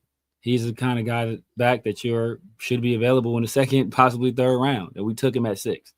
He's not going to change. He's not going to change your offense. He's not going to make things. He's not going to do things where if you make a mistake, he's going to make you right most of the time.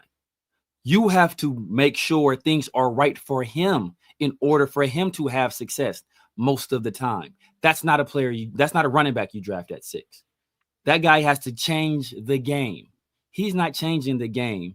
He's being affected by the changes within the game. And we see it right here because he doesn't perform, and it's never his fault. It's the play calling. He needs to get 30 carries like we had the beat writer from Boise State. Oh, you guys need to give him the ball 30 times. Like, why am I giving the ball 30 times when half the time he ain't producing? Like, why am I going to do that? It doesn't make any sense. But then you say your offensive line ain't good enough to block for him either. So offensive line ain't good enough to block for him, but you still wanted to give him the ball 30 times for him to be maybe slightly more effective. Like, it doesn't make any sense. So it's always somebody else's fault. When you're a first round pick at running back, it can't be you have to make other people right. And he's not able to do that right now. Much better game this game. I'll give him that. Had some nice moves, made some guys miss. But as a play, he made 3 guys miss and it went for 5 yards. Like what are we doing here? And in 2 weeks, we're 31st in the league in yards per carry at 2.9. So, I mean, what? Give him 30 carries for what? For what?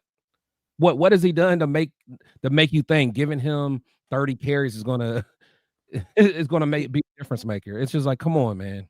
And against the Patriots, there were opportunities. The offensive line created holes for him to run through, and he didn't take it. He even said it. There was opportunities I had that I didn't take it, right? This game, again, we're going to keep going through the game film to kind of get a little bit of a tendency. But, Severe, I see the time, man. We're good. Good? Okay. Yeah, we're good, yeah. So there was one, and, man, 2 stocks, man. I appreciate you throwing a super chat out there, man. Appreciate you. Appreciate it. Yes. John Fallon, you're saying, hey, 05 as a coach, what would your O-line starters be since ours sucked? Well, the thing is, I never would have shuffled up the offensive line. So it's really hard to say who I'd want. Maybe JPJ stays at center. Keep Meredith at guard because it worked last year. Grow off of that.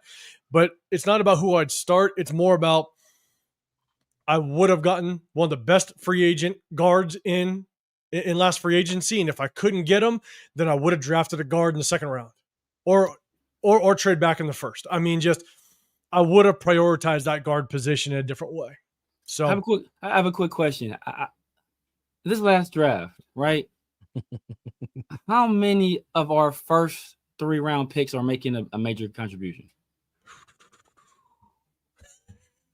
We'll see how the chat handles that one. So, all right. We're haters, man. We're haters. We must be. We're haters. All right. So this is another Genty. Right now, here's the thing. Again. Hold on. But before you even go that, Severe, I know me personally, I liked Will Johnson. He was only, I think, the second highest rated like in coverage in week 1. But that's neither here or there. But my bad. And I know who you guys wanted, so it's neither here or there. No, hey, VBZ, what's on? Not signing Lampkin was nuts. That's the comment. Lampkin will be out here taking names, bro. Man, taking names, right? Jesus Christ, love it. All right, so look, this is a run. I just don't understand the concept. Again, somewhat of another tight formation. All right, we're running. We got a twin sets to the one side. They're in tight. You're bringing guys into the box. You got to tight into the far side with Ian Thomas. You motion it over. I understand the quick dive concept, but the motion with Jacoby Myers does nothing to these linebackers. I think you're hoping that Jacoby going in motion is going to maybe soften up the gaps here, right? You're going to have Derwin James slide out a little bit more. Maybe this defensive end, this outside end or linebacker. I don't know what position he plays. Maybe he widens out a little bit, but the motion doesn't affect anybody, and Genty doesn't stand a chance. I just don't like the play design. Yeah. So we'll see it down here in the end zone view. You get the motion. Motion doesn't affect the defense whatsoever. Everybody kind of stays in tight, and you're just outmanned off the edge. No one to get 43. Yeah. You know, you want to see Colton Miller kind of climb to the second level a little bit quicker. But Ian Thomas, it's a hard block. You'd almost want to, like, anywhere Ian Thomas kind of tries to take this guy. You got Derwin James sitting out there. Again, the motion of Jacoby Myers does nothing. Yeah. I just don't like the play design. There might be stuff that may have worked in college. That's maybe. That's what I'm saying. And I see VB's seeing give it to the jet sweep there. It's not designed to do that because the snap is so late. You know, the only thing that motion, because watch when the ball snapped, the only thing that motion is set to do is to hold. Because it's too late. It's just to hold Derwin James or any outside linebacker. That's all it is, and it doesn't fake anybody out. And Derwin James is there to sit and make the play. I think it's just a bad play call, unfortunately. Yeah. I think like you said, I think they were trying to move some guys and nobody moved an inch. But that's why we were able to have some of the success we had last week, where the Patriots were reacting to our run action, to our motions. They were reacting to all of that. And this week, the Chargers just said, we're going to make S and Jenny beat us. If you can beat us, okay. But if you can't, then we're on everything. Oh, yeah. You got to run them out of that. You got to run them out of that too high. So this was Jacoby's catch, man. So this is one of the things I want to say is we didn't see a lot of RPOs at all. We did not see us hitting it. Like, there was a lot of times the Chargers got to sit back in coverage because we ran such tight formations. Like you guys are seeing, we're running tight formations and we're running the football. I wanted to see a spread it out, because when there's two ways that you can do it. I think Chip Kelly tried to run more and more out of tight formations because I think he was trying to cover up for our offensive line. He was trying to get the receivers involved, get to the linebackers, help out. But that's one way to do it. But it wasn't working for the most part. The other way to do it, spread guys out. Spread them out, create natural running lanes, force linebackers to kind of get to the hash marks and create natural running lanes. But at the same time, you can run RPOs. And that's one thing we did not do. This is one of the examples of where it worked, where it's not an RPO, but we didn't run a lot of pick routes. We did not run a lot of rub routes. Yeah. This game. Yeah. And this is a good example of it. And Chris, you threw us a message before. If he does hit Tucker. To the house. That's Tucker's to the house. Yeah, because that safety came up. He's out of there. The corner's here. The safety's here. Yeah, he's out of there. It's not even close. You hit Trey Tucker down here just to put past the hash. Not even close. He's gone. Yeah. So it's a miss. It's unfortunate. That's a design play to Jacoby, basically. It was. Yeah. But and you create a bunch of mesh in front of Jacoby. It's a good play. That's a good play design. That was a good concept, because he forced the other guy to try to take outside, and then Jacoby curled that thing right back inside.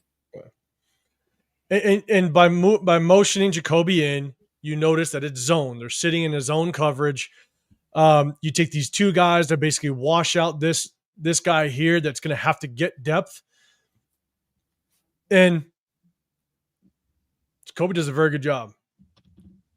Sorry, you motion and it's man. My bad. So I almost wonder. What's ironic is that low key, if the Chargers had a banjo call on right there, then the other guy, the inside guy just stays with Jacoby. Been there, yeah. And then Geno's forced to throw to Trey Tucker, and it was touchdown. Yeah. So again, good play call. A miss, man. Tucker would have been off the races, but again, just really good play call. So I'll definitely take it. kind of without question. But I want to see more of that. Yeah. You kind of create those natural kind of mesh concepts to make that defense work and make them confuse them a little bit through coverage. But man, we just didn't see it a lot, unfortunately. All right, again, here's Genty's run, really good stiff arm, but again, you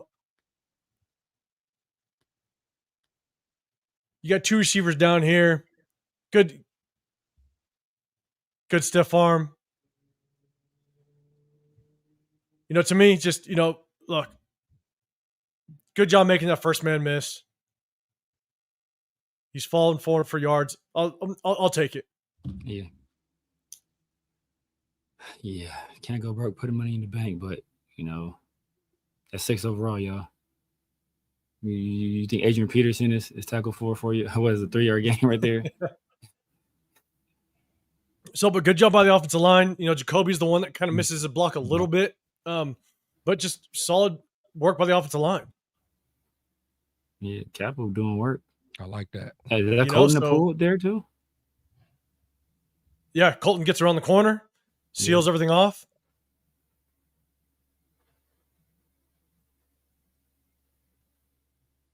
Yeah. You just got Jacoby that doesn't sustain his block a little bit. Yeah. Better job there.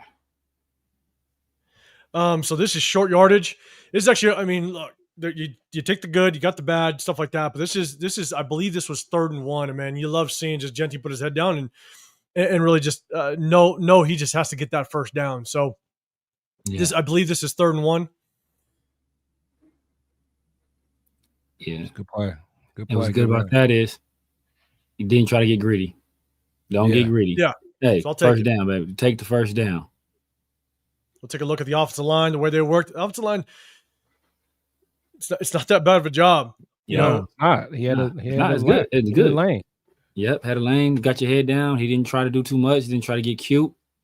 I know where the first down marker is. I'm gonna put my head down and I'm gonna get that first down. Man, I'm gonna say something that might be unpopular, man, but Glaze might be our best lineman this year so far. Nah, I would have last week. Harold Landry was dogging Glaze. That's not. Yeah, Glaze had a tough time last week. Yeah, he was getting dogged. Well, at least this game, I feel like Glaze did all right. Like, yeah, he's probably number 2. I think Colton was flawless last game, and against Caleb, but he was against Caleb but he was flawless last game, and he was basically pretty flawless this game for the most part. But I don't know, man. I've liked what I've seen from Glaze so far, to be honest. I guess for me, I'm just more. I'm more upset that they moved Meredith to center. Yeah. Oh yeah, that's because that was the first thing that triggered me. In all honesty, Merritt, like you got to he's got to clean up the snaps without question. There was a couple times where just his eyes weren't right at center, but run blocking wise, he wasn't bad all game long. Yeah. Run blocking wise, he wasn't bad. Pass blocking, he was okay here and there, but again, you just got to clean up the snaps. This is Genty's catch. Good little spin move. I love this. I love this. That man missed. I love that. I went crazy for that one. I love that. That's what you want to see. That's on Derwin too, right? Yeah, I think so. Yeah, he did Derwin nasty. Yeah. Not as bad as I don't think we showed it, but as bad as Herbert did Devin White. Oh yeah, he did that. He did that filthy. I was like, oh man. Yeah, I don't have the one on here. I don't got the one on here. Oh yeah. But you look at the protection. Kirk Cousins wasn't moving like that. Kirk Cousins was back, wasn't down there back then. But he wasn't no quarterbacks in the NFC South moving like that. Yeah. Yeah, I mean, look at the protection. That is, it's still there, and that was, I look at every single play, and I'd want to say maybe 80% of the time it was actually pretty good protection. That's what I'm saying. That's what I'm saying. Like I'm not letting people take the easy way out and just blame everything on that line. I'm not. Yeah, nah. Gino had a terrible game, and it was a combination.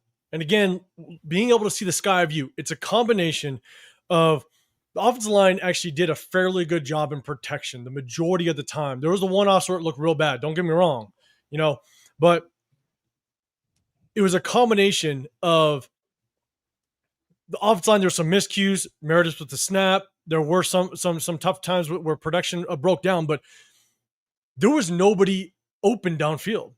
Yeah, the Chargers locked up our receivers across the board. There was nowhere Geno could have thrown. And then when Geno did try to press it downfield, it was just a bad decision. Yeah. So again, you got motion. Look at this is Genty, an off tackle. It's a power run. Look, everybody in the box. Yeah. You're bunching them up again. Again, it's a good job by the offensive line. Genty's untouched after about 3-4 yards. Yeah. He's untouched at 4 yards. So it's actually a pretty damn good job by the offensive line. With a full head of steam. We'll play it one more time. We'll pause it with just all with the blocking. Kappa got his man. You got, I think this is God, is that Big Mike? That's Mayer. That's Big Mike.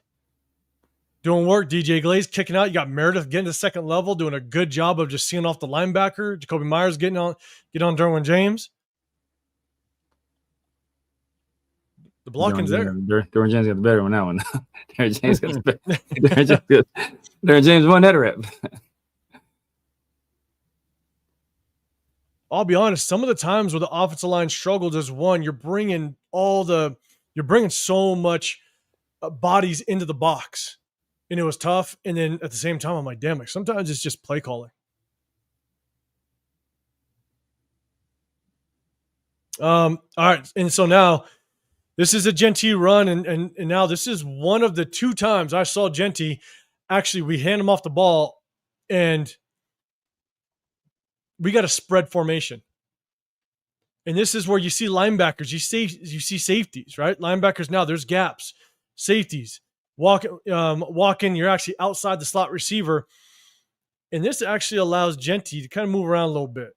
Yeah.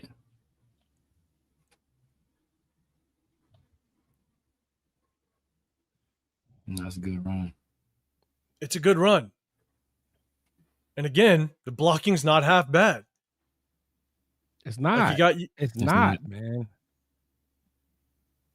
You got Kappa kind of sealing off. Yeah, Kappa. Meredith has to help him a little bit. Yeah. Right? I think this is Glaze. Glaze kicking his guy out.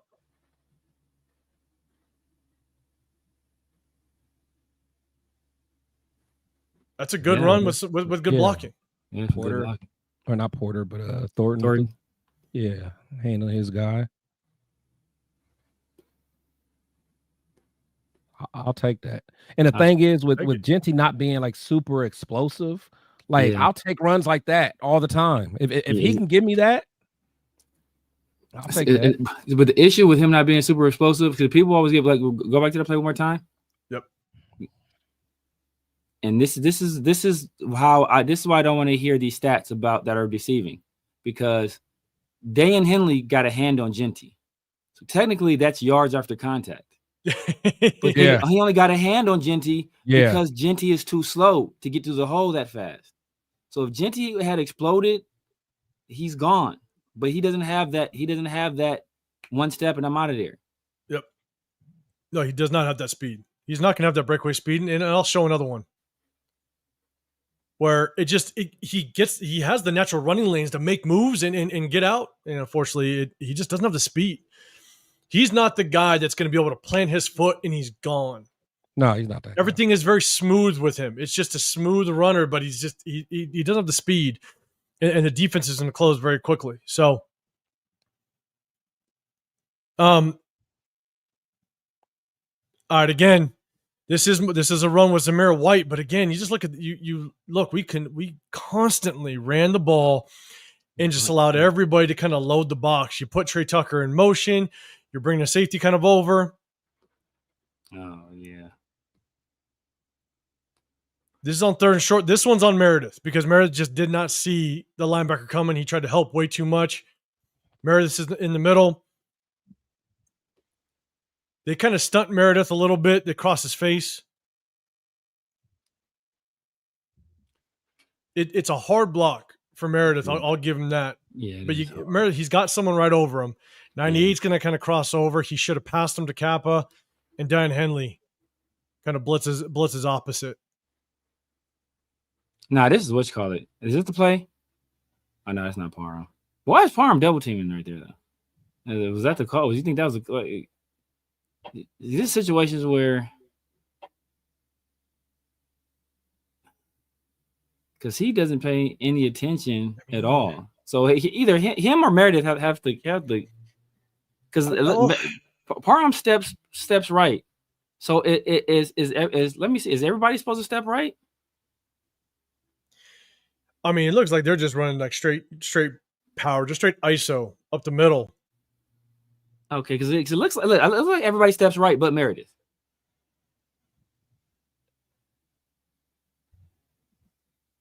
Meredith's the only guy not stepping right. Everybody else stepping right. Meredith is the one guy. I don't know if that was a call double team or he didn't see it. Everybody's stepping right but Meredith.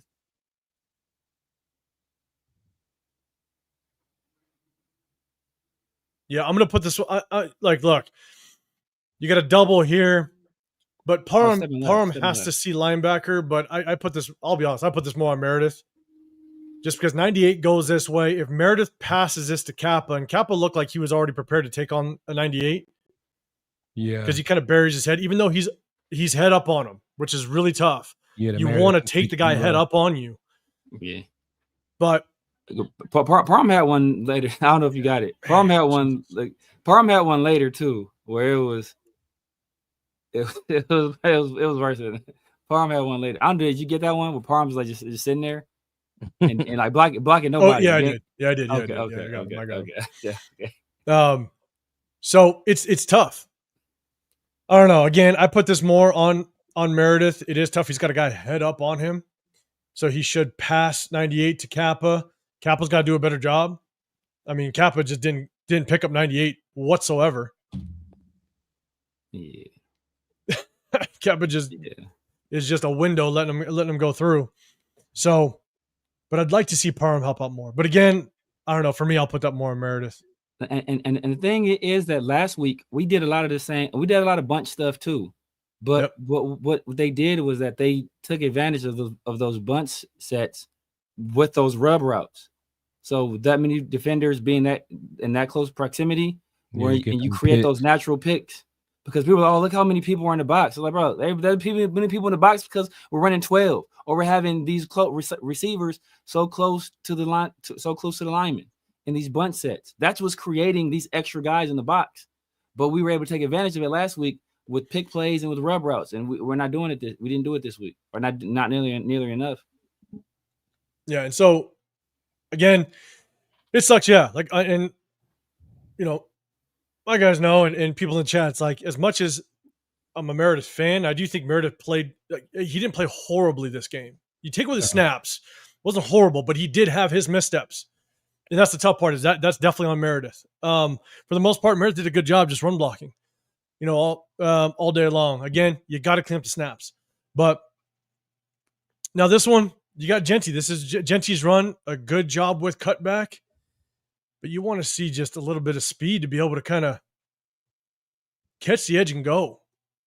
He's just fluid. He's not fast. He's not going to break away from you, and that's why I don't think he's ever going to. We're not going to see him just break off those massive runs like he did at Boise. Yeah, that's nice. It's a great run. Yeah, it's nice, but it's like. That's hey, you know what? Hey, you see that? Oh man, that guy's can go to the league. He can be a second, third round pick. Like that's not a top of the league guy. That's not a second most guaranteed money in the league for any running back behind Saquon Barkley. Saquon Barkley is the only running back in the league with more guarantees on their contract than Genty. Damn, Glaze got work that play. He got done. But that's not me. But look, this is progress. Major progress from week 1 to this. Like, especially that right there. He wasn't doing that week 1. Yeah. I mean, you that's how you make the first man miss. Diane Henley right here. Yeah. This is how you make him miss. Gotcha. Use his aggression against him. That's it. That's perfect. We'll take a look at the blocking real quick. Oh yeah. Oh, who that? Oh, that. Oh, Big Mike. Big Mike got lost on that one. Yeah, he did. You watch, Parm's just got to, it's like Parm's just shaky on who I'm supposed to go get. I think he's thinking it is a run this way. So he's thinking maybe 43 is going to overpress him a little bit, but he's just got to be able to kind of get engaged, stay on him. Kappa's coming to help. Meredith's got his guy. DJ Glaze does a good job. Yeah. Hold on. Nah, DJ got. He got done. Yeah. He got done. I mean, he shielded him off. That's really all you want to do. Hey, number 9, he's a big boy though. That dude, he's a big boy. Yeah, That's Tierra Tart. That's that dude. He was cooking last game too. But what that does is that look, because Jacoby is coming across on the pull to block, so that disrupts him. And Kappa just bypasses Henley. Actually, it looks like Kappa, he's trying to go here. He should have been able to get down Henley. Genty made a miss, which is good. Yeah. But outside of that, everybody has their man. Yeah. Meredith's doing a good job. We just missed Dan Henley, but Genty did what he's supposed to do, make that first man miss. But man, I knew he didn't have it, but man, I'd love to see Genty be able to catch a corner and just go. Yeah. But that's what I ask people. Find me a play where you see him beat a guy to the corner, get up the sideline for a big score. Not gonna happen. That's not his game. Like you said, he catches a lot of contact, breaks tackles, and he's hard to bring down. And then he usually just run. That's how he gets his runs. Catches guys coming back trying to rally, and they're already running the wrong direction. I was okay. Now I can beat you because you're running this way. I'm gaining steam that way. But I've yet to see him ever, even at the collegiate level, get the corner, up the sideline for a score. All right, so there's another Genty run again. We're trying to just run out a bunch set, man. I wanted to see us spread this thing out more. Yeah. And you're just bringing guys into the box. But this is a Genty run. Yeah. I think it's just making it tough on our offensive line, in all honesty. But you get a little good tough run though. Good tough run. Yeah. We get 4 out of that. Like 4 yards. Hey, I'll take that. Yeah, I'll take that. Yeah. So this one, Meredith, I think to me a little late on getting to Diane Henley. Yeah. He sees him. He wants to get there, but I think he had a tough time kind of getting through. Big number 89, 99. Yeah, it's a big boy too. I think he's had a tough time trying to get through him. Yeah, it's a big boy. But, Parham, he's got to sustain that block. Yeah. Because 99 is ultimately the one that kind of makes first contact. Yeah. Yeah. Yeah. Kind of watch Kappa. It's good rap. Kappa doesn't do too bad. Yeah. Nah. So I'll take it, play one more time up top, and I'll tell you right now. It's just one of those good hard run by Genty. I'll take that. Hey, was that 4 yards? I'll take 4 yards. I think that too. 4 yards. Hey. Give me a smooth 2nd and 6. Keep me on schedule. And so here, look, there wasn't a lot of opportunity, but definitely on this one, Genty just kind of misses Tucker. And this is later in the game. Again, I started from the beginning of the game to the end. We're now kind of getting into kind of that beginning of the fourth quarter. Or I think almost the fourth quarter, and it's he dumps it off, but Tucker's there. Yeah. But then again, was that? Let me see when that guy leaves Tucker. Yeah, because are they reacting to Gino dumping it off? No, he's there. Oh, he's there. Yeah, Gino's looking. He still has his eyes downfield. Yeah, he sees him. But then again, he probably because he's already is he 2 interceptions in at this point? He's 2 in. Yeah. He is 2 in. Yeah, so he's probably like a little gun shy at this point. Yeah. And so here's the thing, though. What's it down a distance? Second down. Second and 10. And so they actually tried to do this a couple times where they would get a blocker in front of Genty. I think this is their version of trying to get Genty into space. They got I think it was Michael Mayer that got in front of him one time. Michael Mayer didn't make the block, and Genty got tackled. Now you got Brock Bowers getting in front of this defender, so they're trying to get him in space with the guy in front of him. But Gino, I'm telling you, Trey Tucker, man, if he hits Trey Tucker right around here, he's off the races. So it's just a miss. Yeah. Trey Tucker is probably looking back there like, dang. But I would like to see. Oh, is it blank? Got to go back. Hold on. There we go. These are just the opportunities. I'm not saying it's easy, but as a 6th overall pick, make some magic happen here. Yeah. You know what I'm saying? Turn the tables a little bit. Don't just kind of get flipped upside down. And I just want to see some magic there a little bit as a 6th overall pick, man. Get some yards out of that. Yeah. But that's just a miss by Gino, not being able to push it downfield.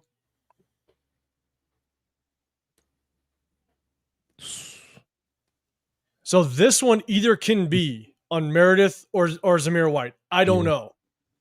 So this is a sack given up. You got Zamir White that's stepping up to block. And I think he completed the pass. Yeah, no, he got it off. Oh, my bad. Yeah, not a sack. But Gino stood tall right there. He stood tall. Tough. That's tough. Yeah, he stood tall. But what the linebacker comes, I believe it's Derwin James here, I believe. Let me wait. Oh no, sorry, it's a late blitz on top. Yeah. So again, this one, here's the thing, and I don't know what this means. I only know what guys that I know that have coached offensive line, my offensive line guys, when I was offensive coordinator.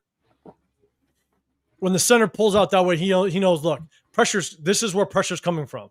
So I don't know if that means Meredith has to pick it up or Zamir White sits in the backfield. Is it Zamir White's job to pick up this blitzing linebacker late? But Zamir goes and helps Colton Miller for some reason. Yeah, the one guy that don't need help. Yeah, I know. So Meredith is communicating something to his left, which I believe it to be pressure is going to come from the left. Mm-hmm. Derwin James is stepping up in the pocket. You already got it overloaded to the left-hand side. So I don't know if this is Meredith's fault or is this Zamir White helping out Colton for some reason. If Zamir White just steps up, it looks like he didn't even look. He didn't look. Yeah, he didn't look for anything up the middle. So, and I don't know if that's because he thinks Zamir White is sitting here stepping up for production or for protection. Yeah, can you run it back from the sky view? Yep.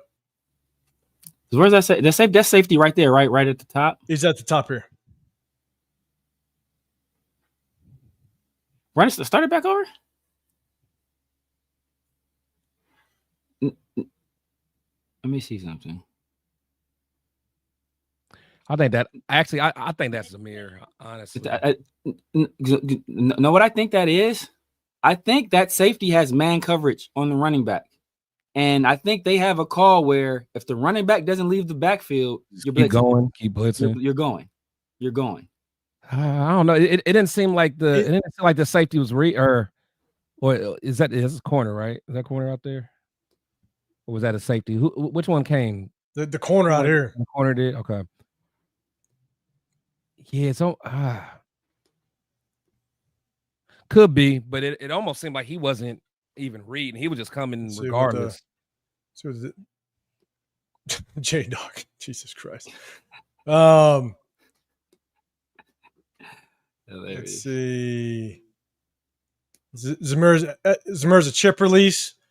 That's what you're saying. See, the thing about if it's a chip release, then if it's a chip release, Zamir White is going to get to the outside shoulder quickly of that pass rusher and have that lane to actually release. He lets this edge rusher kind of get to the outside. He's already looking inside. Yeah. So if it's a chip release, you're going to get to that edge rusher pretty quickly and chip him and be able to get out. If that was the case, he would have been by himself. Yeah. If that guy was really blitzing. Yeah. And that's why I watch Zamir's eyes. Zamir checks inside first. He's all about inside first. Yeah. Yeah. But then he tries to get out and help out. So yeah. Yeah, he just yeah, I mean, I don't think he did a bad job there. I don't think he did a bad job there. I think, at that point, the most dangerous man is that guy. And usually when you're in pass protection as a running back, you take the most dangerous man. He doesn't see that dude blitzing. He doesn't see it. That's all I say. He doesn't see it. And so for me, I still, in my opinion, I feel like I put it on Meredith.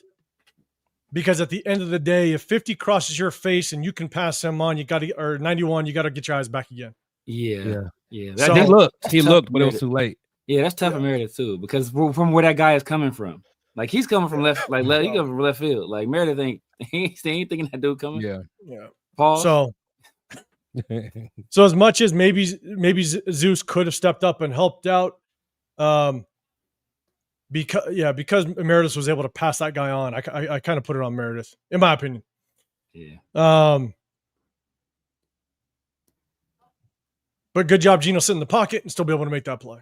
Yeah. So, all right. So we got this one again, another stacked box. I think this is what Chip Kelly's go-to is. I mean, he wants to stack the box and he wants to be able to, get as much help, get the tight ends involved. And I just don't know if we have the offensive line to really hold off a lot of people. Kappa. That was on Kappa right This one's on Kappa. Yeah. This one's tough.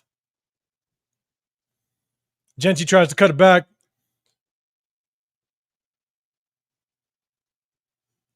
I'll run one more time up top. You see Kappa down here. He just doesn't get good positioning on. I think it's 91. Might be 91. That makes the play. Kappa, he just doesn't get good position. He tries to square up way too much. Mm-hmm. Just try to get to the near side shoulder, wash him down the line of scrimmage. But he allows 91 just to kind of throw him off and make the play. I want to see what DJ Glaze did.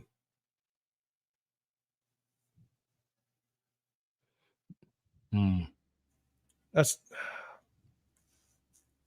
I don't know. That's tough. Let me see. I want to watch Genty.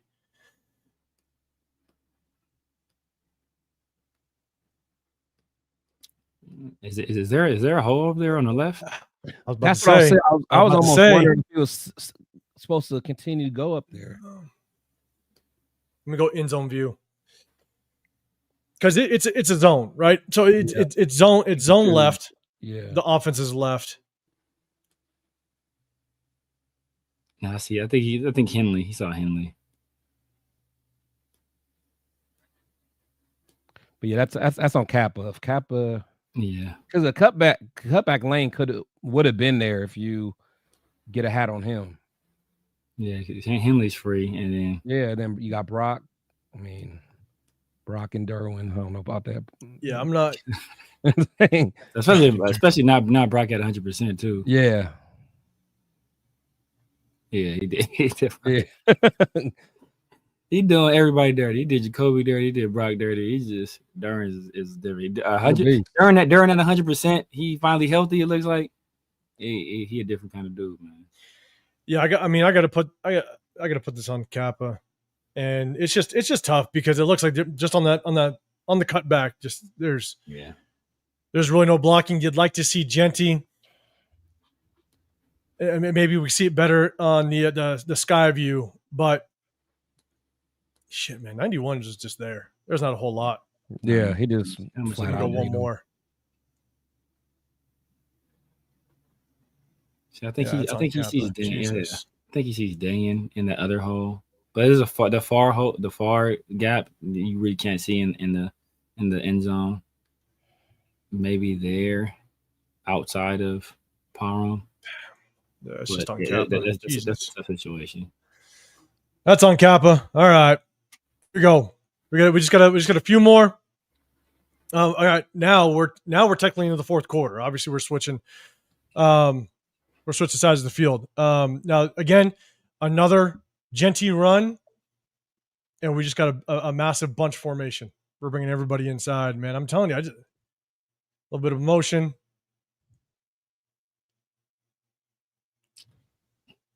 The hole's there. Let's check out the blocking. I'll move that comment real quick. Oh, my bad. Oh, shit. Shamiri. My bad. I've had that way too long. All right, here we go. Okay.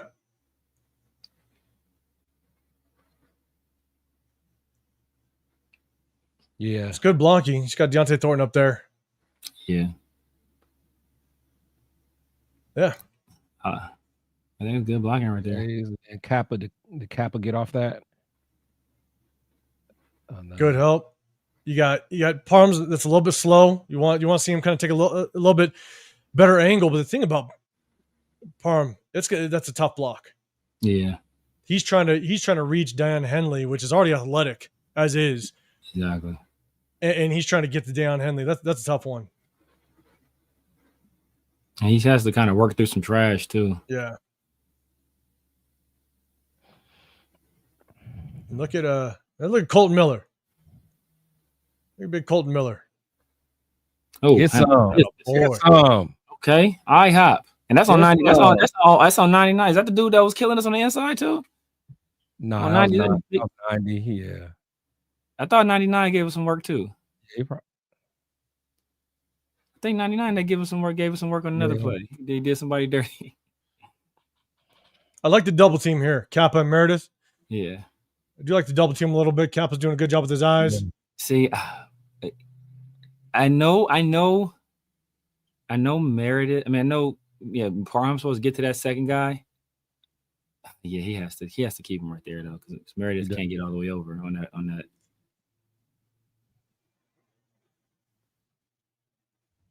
Yeah, it's tough. I mean, look, in reality, in this, I think where Meredith, he's got to move his feet quicker. So now I was thinking if Parham can, because the way the leverage is, like Kappa can't leave him, because the hope would be like maybe Kappa can get then he can go get Henley. Yeah, but because Meredith's in the inside, so he probably he already has the leverage on him from the jump. So it's like Kappa has to stay there to help because the play design. Well, and I'd like to see Meredith though be able to kind of get his hips around a little bit, and they basically double team the piss out of this interior defensive lineman and try to drive him into Deion Henley. Yeah. But Henley's a good linebacker. He is. He's a good linebacker. He's an SYFL alum.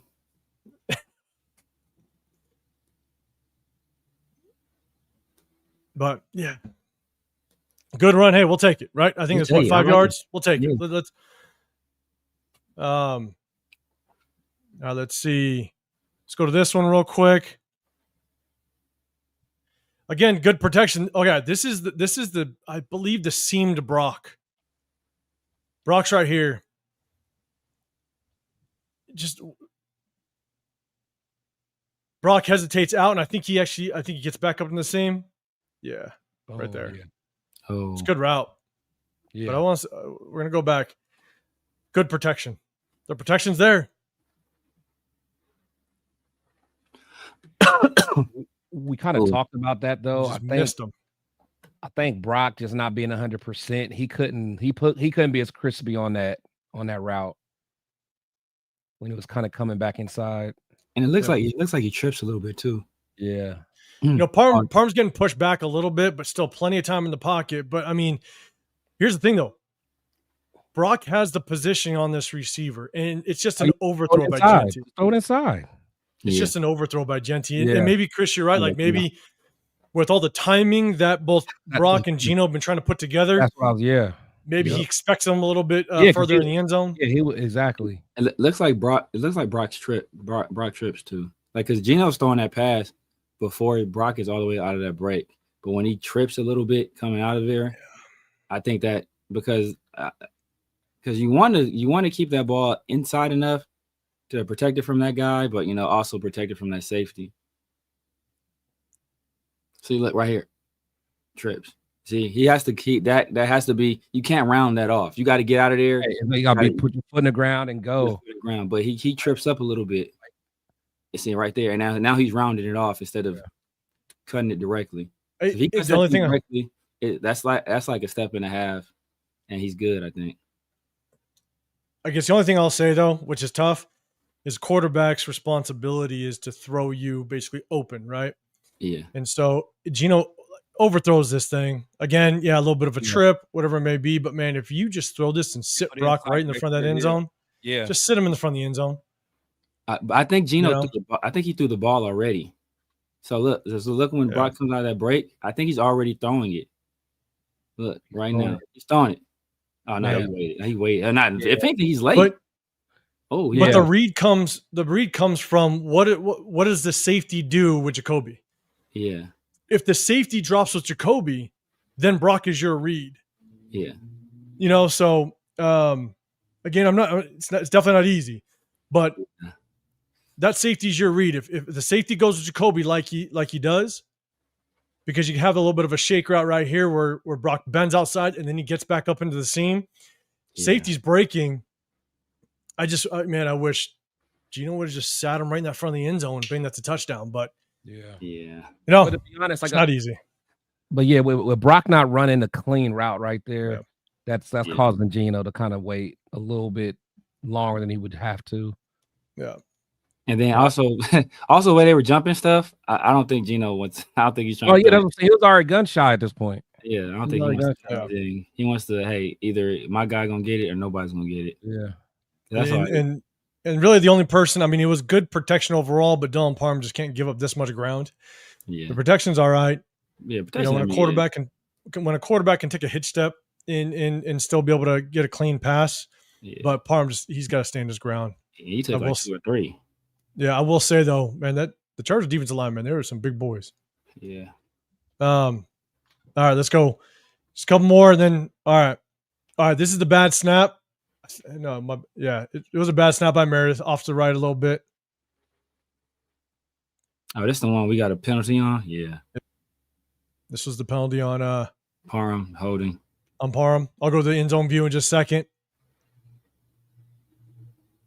Parham was getting worked. Yeah. You know, everybody else has good protection. I like it across the board. You know, I think that's 99. That's 90. That's 99. 99 giving work. 99. I want to say.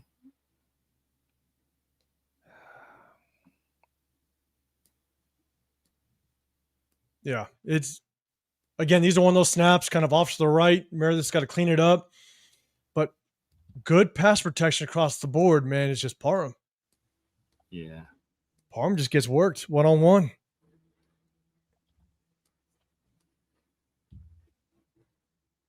Yeah, man, he getting cooked, and he didn't even. He kind of did. I like that though. Gino trying to lower that shoulder a little bit. Shoulder. Try to get that first. I mean, you like it until he gets up. Yeah, he gets up. Yeah, gets up. You see, and then oh boy, I forget to do it. See him warming up on the sideline. Right. Like, there goes my parlay. There goes my parlay, y'all. Screw the parlay. Screw the Cowboys. God damn it, I missed my parlay. All right, another Gino pass. Good protection by the offensive line. But again, this one, it's just a bit. It's just a miss. Yeah, too high, man. It's a miss, man. That's a bad miss too. It's plenty of time. It's plenty of time. Plenty of time. Jacoby's here. Saying, man. Not like it's a muddy pocket where he's worried about you good around his feet. Nothing. Just it's a good pocket. And it's mainly a good pocket because nobody was over Dylan Parham, so he gets to take a play off today. But good pocket, and Gino just overthrows it. You got to just sit him right there. Yeah. Yeah. Ah, man, that's a bad one too. Like, I think he has bad footwork on that pass. That's why he's selling it. I mean, and this is fourth quarter. I mean, this is, I believe, at this point I think we're still in the game. Yeah. You know, we're basically just. I think it's at that point we're just a couple scores away. Had time. Yeah, but it still goes back to he's just unsure. Like he was just uncomfortable. Like let it go right there. Yeah, you know what I'm saying? Like he was just uncomfortable, and he was so that made him late. And all the weight is on his back foot. Like, and so that's why his shoulders are pointing up, and he's selling the ball. See, you step into the throw, get the weight under your front foot, deliver the pass. Because there's no reason not to step into that throw. Yeah, when you throw off your back foot, you tend to be be high sometimes. I don't know. The more and more I look at the mechanics there, it's like, damn, like, I don't know how you not make that damn throw. That's what I'm saying. It was just he was just unsure. He didn't want to really step into it because again, I'll be honest. he was very conservative. Does he just feel just that slight pressure coming from Kappa? I don't know, but still though, man, like You gotta fire. You have to fire that. you gotta fire that, man. You gotta fire Yeah. that, brother. 'Cause he had Stone Forsythe at his right tackle. Like I that know. should be nothing. That's nothing. And so look, and again, I'm not giving. He needs to make that throw, but honestly, man, I think that just slight pressure coming from the right side just made him just maybe change a little angle on his arm, and now he overthrows it because there's no reason why he doesn't make that goddamn throw At man. all. That's a throw that an NFL quarterback should be able to make. Yeah. So this is Geno's interception in the back of the end zone. Again, reference the protection. Oh, was that the Trey Tucker? No, this one was to Jacoby. Jacoby. He just. Oh, Trey is that Trey open right there too? So I kept looking at this one, and I'll pause it. I just don't think there's really any opportunity because even at the throw, the safety's still on top of Trey Tucker. And you better not make that mistake of throwing, a 50-50 ball to Trey Tucker when he's 5 foot nothing, right? This one, I just don't see where the open opportunity was because you got Derwin James on Jacoby Myers. If you're going to throw that, you better throw that shit high where only Jacoby can get it, and it's short. Yeah. In my opinion, I think the only thing Geno was thinking is Derwin James isn't going to turn his head quick enough. Yeah. And Jacoby's going to be able to kind of make a play on his backside shoulder, but it just wasn't a good ball. Yeah. But Trey's got the corner on top of him. I don't know if you take that shot. Yeah. Which, I mean, you could have, because look, Geno tried to take that shot earlier in the game. Right. Where Trey Tucker was like Trey Tucker covered. I was like, my God, why are we throwing jump balls to Jesus. Trey Tucker? That's Aiden O'Connell circa Broncos game. Like, why are you throwing? Oh, so, I mean, yeah, that's tough. Yeah, it's tough. That picture's not clean. Yeah, that picture's not clean. Let me go. And plus, he's already throwing the ball right there. So stop right here. Already out. Stop right here. Yeah. So you kind of don't know what Trey's going to do, and that safety is kind of peaking. So he's ready to peel off if you throw anything to Trey. Yeah. The only thing I could have said on this one, if you want to give Geno an actual option, is the corner's not in position. If you throw an actual good fade route to Trey, yeah, you might be able to play that sideline and hit him. Yeah. But either way, I don't know. I think it's just a kind of a bad decision by Geno, and he caused the interception late in the game, fourth quarter. But again, he throws it. Protection's there. Yeah, it's good protection. To say that the O-line was just bad all night long, I just don't think that's fair at all. At all. Got to put it on. I'm standing on that. Yeah. All right, two more. All right, let's see.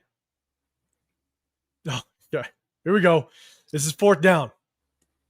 We got our boy Dylan Parham, okay? Oh, my God. Maybe we'll say that maybe Dylan Parham was the one that was not so good all night long. But yeah, this is the delayed blitz. This is terrible. Day and Henley. Oh, my goodness. This is on fourth down.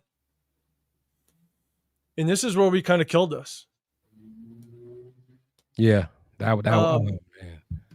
It's 2 fourth down plays. So Dylan Parham, you got delayed blitz by Derwin James here. And Dylan Parham just gets lazy. He gets completely lazy on his pass protection. Oh, sorry. It's Dan Henley. Yes, Dan Henley. Yeah. Oh, man. Parham's watching him. Parham's looking at him. He started out well. He put his right hand out. He was helping down with Meredith. He was making sure no linebacker was coming. Like, he sees him. Good technique. Put your hand out. You're helping. Why are you looking way over there, bro? Are you like, what, bro? Like there's nobody to block right there. Nobody. You're blocking Meredith at that point. You're literally blocking Meredith. Literally the person standing right in front. He's standing right there. And this is on fourth down, right? Like, I'll play one more time, so because it's hard to see on the other view, but 91 opposite of Meredith. Parm, you're on an island, big dog. Like, just stare him down. If nothing else, y'all could just stare at each other. Yeah. All I care. And he just you just want, that's horrible. That's nasty. And because usually I will criticize a guy for not finding some work, but just occupying a free man in front of you is work. Like, I understand wanting to peel back and get in and some action and do something, but bro, you got a literally guy staring right at you, waiting for you to do something, and you stared him down. So, Dylan Parham, brutal. Okay, and so that was fourth down. Okay, that was fourth down. Opportunity for us to maybe move the change. Again, we're down this game. We need to move the ball. We need to have a chance to win. I think this kind of sums up it's just a bad day for Gino. This is fourth down. Fourth down. This is the last play that I clipped because there's not a whole lot after. He was running for his life, though. He was running. Yeah. Without question. He was like, he's running. But just throw. Yeah, at this point, hey, where's number 10 at? Why are you throwing the ball away on 4th and 5 to turn the ball over? Yeah. Like, I'm sorry. I throw it into a crowd. Like, throw it into like any jersey you see. In fact, who's that up there? Is that Brock? Who's there at the 40? Like, at this point, throw across your body if you have to. It's Brock and Jacoby Myers, I believe. I don't care who it is. You got Jacoby Myers down here. Throw it to them. Yeah, just throw it across your body if you have to. Oh no, it's Bachman. Is that Brock? No, it's Bachman that's down here. I don't know why Bachman's in the game. No, at the top though. Was that Brock? Oh, at the top. Yeah. Yeah, I think that's Brock. Hold on, you'll see. Oh no, it's Genty. Genty's on the top of there. No, right there. I mean, I'm sorry. Oh wait, no, yeah, right there. That's not Genty. No, down here. No, hold on. Let me pause it. I'll pause it. Right there. No, I'm sorry. No, keep going. Out of the frame right now? Yeah, out of the frame coming down. Right there. Up top. That one. Oh, here? I think it's Brock. I believe that's Genty. Oh, no, I'm not Genty. Sorry. I kept saying Genty. Labe. Oh, okay. Yeah, because he comes off. Yeah, I was about to say, I know that wasn't. Yeah, my bad. Wrong skin color. My bad. Yeah. Okay. But yeah, like I mean, I know they're on your ass at that point, but I'll just throw it up. But it's 4th and 5. Yeah. Just throw it up. Like, as a veteran quarterback, you got to know the situation. Exactly. And you throw it away. Like, that's almost as bad as Parham missing a goddamn block. Yeah. Yes. Just give the guys a chance at that point. I mean, the worst that can happen is you get an interception. It's basically a punt. It's a punt. Yeah. But the thing make it tough is he's running to his left, trying to throw right. Yeah. So that's what I'm saying. They were on his ass. So it's at that point, you just got to know the situation, throw it up, hope for a prayer. Yeah, he's probably because he's running left on right, and that's a difficult throw to make. You got to get your shoulders turned, and see, I think he was trying to. I think he was trying to throw to. He might have been trying to throw to Jacoby. So he could have maybe tried. I'm with you. Maybe he was truly trying. It is a hard throw. Gino ain't young no more. He may not got the hips and shoulder movement to kind of get it all the way around to get to him. So maybe he was trying, but man, that throw was so far off. I'm just sitting there going, 4th and 5, and we need to move the ball.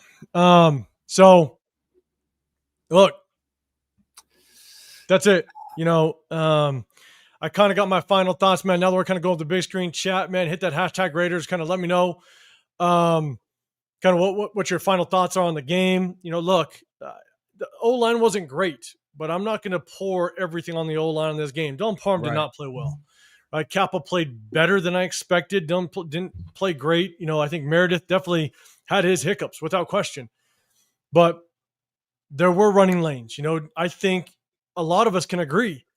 If we gave the ball to Genty maybe 5-6 more times, maybe he could have had opportunity to kind of move the chains, and we can move that ball a little bit. But Gino throwing the ball 43 times. Yeah, I'm not sure I'm a big fan of that type of stat. So chat, let me know what your thoughts are overall. If you can't hit that hashtag Raiders. But man, Chris, let me throw it to you first. Kind of final thoughts on the game overall. I just, again, it comes down, we got out-coached on both sides of the ball. And again, I know a lot of people are going to try to blame the offensive line. They didn't necessarily play, phenomenal, but to me, a lot of times they did enough. They did enough for us to make plays. Chip Kelly, there was a lot of plays that I didn't quite understand. A lot of, again, I know we kind of talked about a lot of the bunch formation. I haven't really seen us spread it out at all this year, for the most part, kind of like what we were expecting.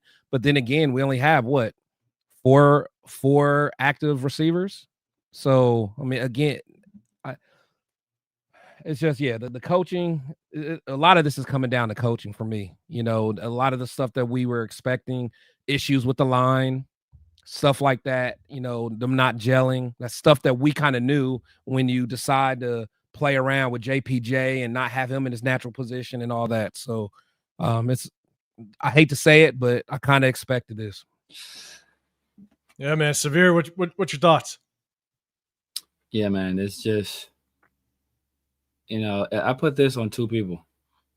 I put it on Chip Kelly, first of all, because I don't think offensively we had the right game plan in place to attack the Chargers.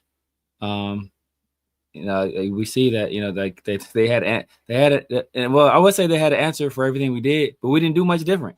And not like we switched the whole. Not like we just made a whole lot of changes. Right. So we gave them one question on the test and they answered it, and it was like, well, damn, had it for the rest of you got us. And then Pete Carroll, you supposed to have these guys ready to play, bro. It's your birthday. You didn't have your team ready to play on your birthday. Like you only turned 95 once. If you to come out, like it's a 95 or 94, man, these dudes, and then not ready to play. And like they said, there's no fire, no desire. You got your first overall draft selection out there, dogging it, walking around, and walking like fixing his gloves while his quarterback is running for his life. Like that sets a bad precedent. And so ideally we give him the ball more, but I ain't giving him the ball, bro. And no, you ain't, bro. You gotta earn your keep around here. You gotta earn your keep around here. And I don't care. And you can't, I give it to whoever decision it was not to put him in the game. Because if it's all about compete, I don't want your ass on the field if that's what you're doing. I don't care how talented you are. If that's what you're doing, you sit your ass down. You can look at the service tablet and give us some suggestions. But yeah, man, like this team wasn't ready to play. Then we didn't even talk about the mismanaged timeout on the 4th and 1. How do you not have your defense ready on 4th and 1 on the plus side of the field? When we see like we got Justin Herbert here, we got Najee Harris, we got Omarion Hampton, and we got essentially not that big of a front. So like, you don't think these guys are going to try to get it on 4th and 1? You got a mobile quarterback. Like, bro, have your people ready. You're burning timeouts down 2 scores. Like, what is this? This is your wheelhouse. This is what we hired you for, and you're messing up with that. Like, you're supposed to be the preparation guy, the clock management, game management guy, and you're not doing any of it well right now. So, and Patrick Graham, bro, come on, like with the max dropping max in the coverage, and like the guys getting mixed up in the back end. We had the busted coverage from Caillou. Or Palomar, whoever you want to put that on. Right at halftime. At halftime. The worst case scenario, you give up a quick score before that. Like that should be before you send your guys out here. Give them a reminder. Thing you say, keep everything in front of you. Rally and tackle. The very worst thing we can do is make them burn a timeout or burn some clock. Like that at the very least. The one thing you don't want to happen is to give up a big play score. And that's what we did. And then they were able to get the ball back after the half. So these guys weren't ready. You guys weren't ready top to bottom. Yeah, Tom Brady in the booth. Like, bro, they're already on your ass about this job you got. You just got your permission. It's like you get caught. It's like if you get your girl think you're cheating on you, so she gonna let you go out with your homeboys. And then the first time you go out with your homeboys, she check your phone and you got some like, bro, what are you doing? The first time we let you out the house, the first thing you do is you do this. Like, bro, you ain't never leaving the house again. They just said you can be on in the film session or be on in the production meetings. And the first thing you do, they catch you with the headset talking to Chip Kelly. Like, bro, it's like, what are we doing, man? Hey, I'm gonna give you a throwback. I'm gonna give you guys a throwback. I think this is what circa 2004. Bill Callahan. We gotta be the dumbest team in America. We gotta be the dumbest team in America. Shit. Man, this is wild. We got a chance to clean it up next week. You boys better be ready. It's on a short week versus a team on a long week. I was seeing in the chat some people saying that Jaden ain't playing. But last time we faced a backup quarterback, I think that was week 3 too.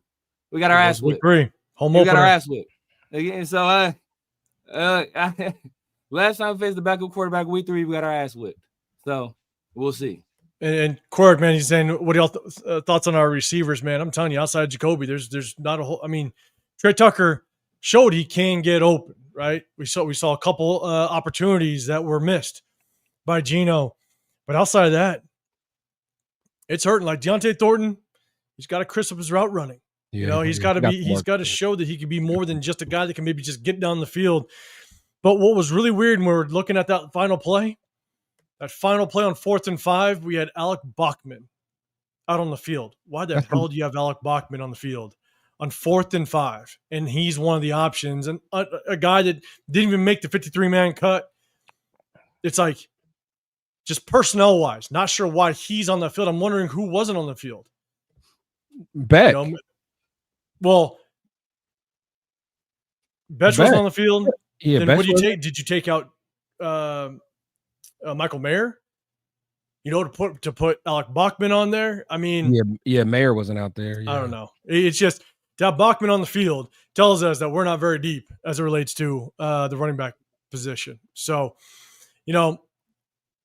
I think that's the hard part. The way you can kind of sum up this one is we got outcoached. Chip Kelly did not use the RPOs. And the one thing I kept seeing, I wanted to point out, like, look, we kept trying to run in such tight formations. It's almost like they knew. They were able to just come downhill and take it to us, right? And so Chip Kelly, no RPOs. We tried to run the play action, but we struggled at it. But then you look at that Chargers offense. The Chargers offense picked us apart. If we blitzed, they hit the hot routes. If we sat in zone, they found the soft spots in the zone and just continued to pick us apart. And so, at the end of the day, we got outcoached. We got outworked. They were prepared. We weren't. I think that's what it kind of comes down to. So, look, it's another week. We got Washington. Got the Washington Commanders, man. I know, Chris, I threw it to you. Severe, I know you said a lot about Jensen and everything else. I threw it to you, right? Yeah. Just your final thoughts? Okay. Yeah. Geno, cool. Geno got to be better, man. Geno got to be better. But Geno has to be better.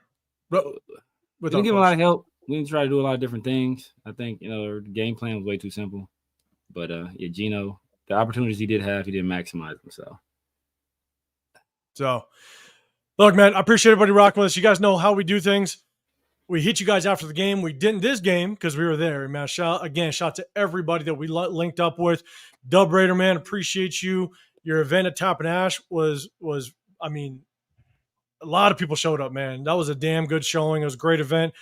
Loon's pool party, tailgating over with Low Gravy and the Raider Nation Live guys. Man, we appreciate everybody that we linked up with and just had a good time, and so I think we're going to try to make this a yearly thing. And so if you guys are ever there, home opener, man, link up with us. But as we're doing today, we also do some film breakdown of the game, and we have a little fun doing it. So we appreciate everybody, man. Chris, let everybody know what you got going, your channel, what they can look forward to. Yeah, man. Chris will Protect the Shield podcast, man. Make sure you guys check me out.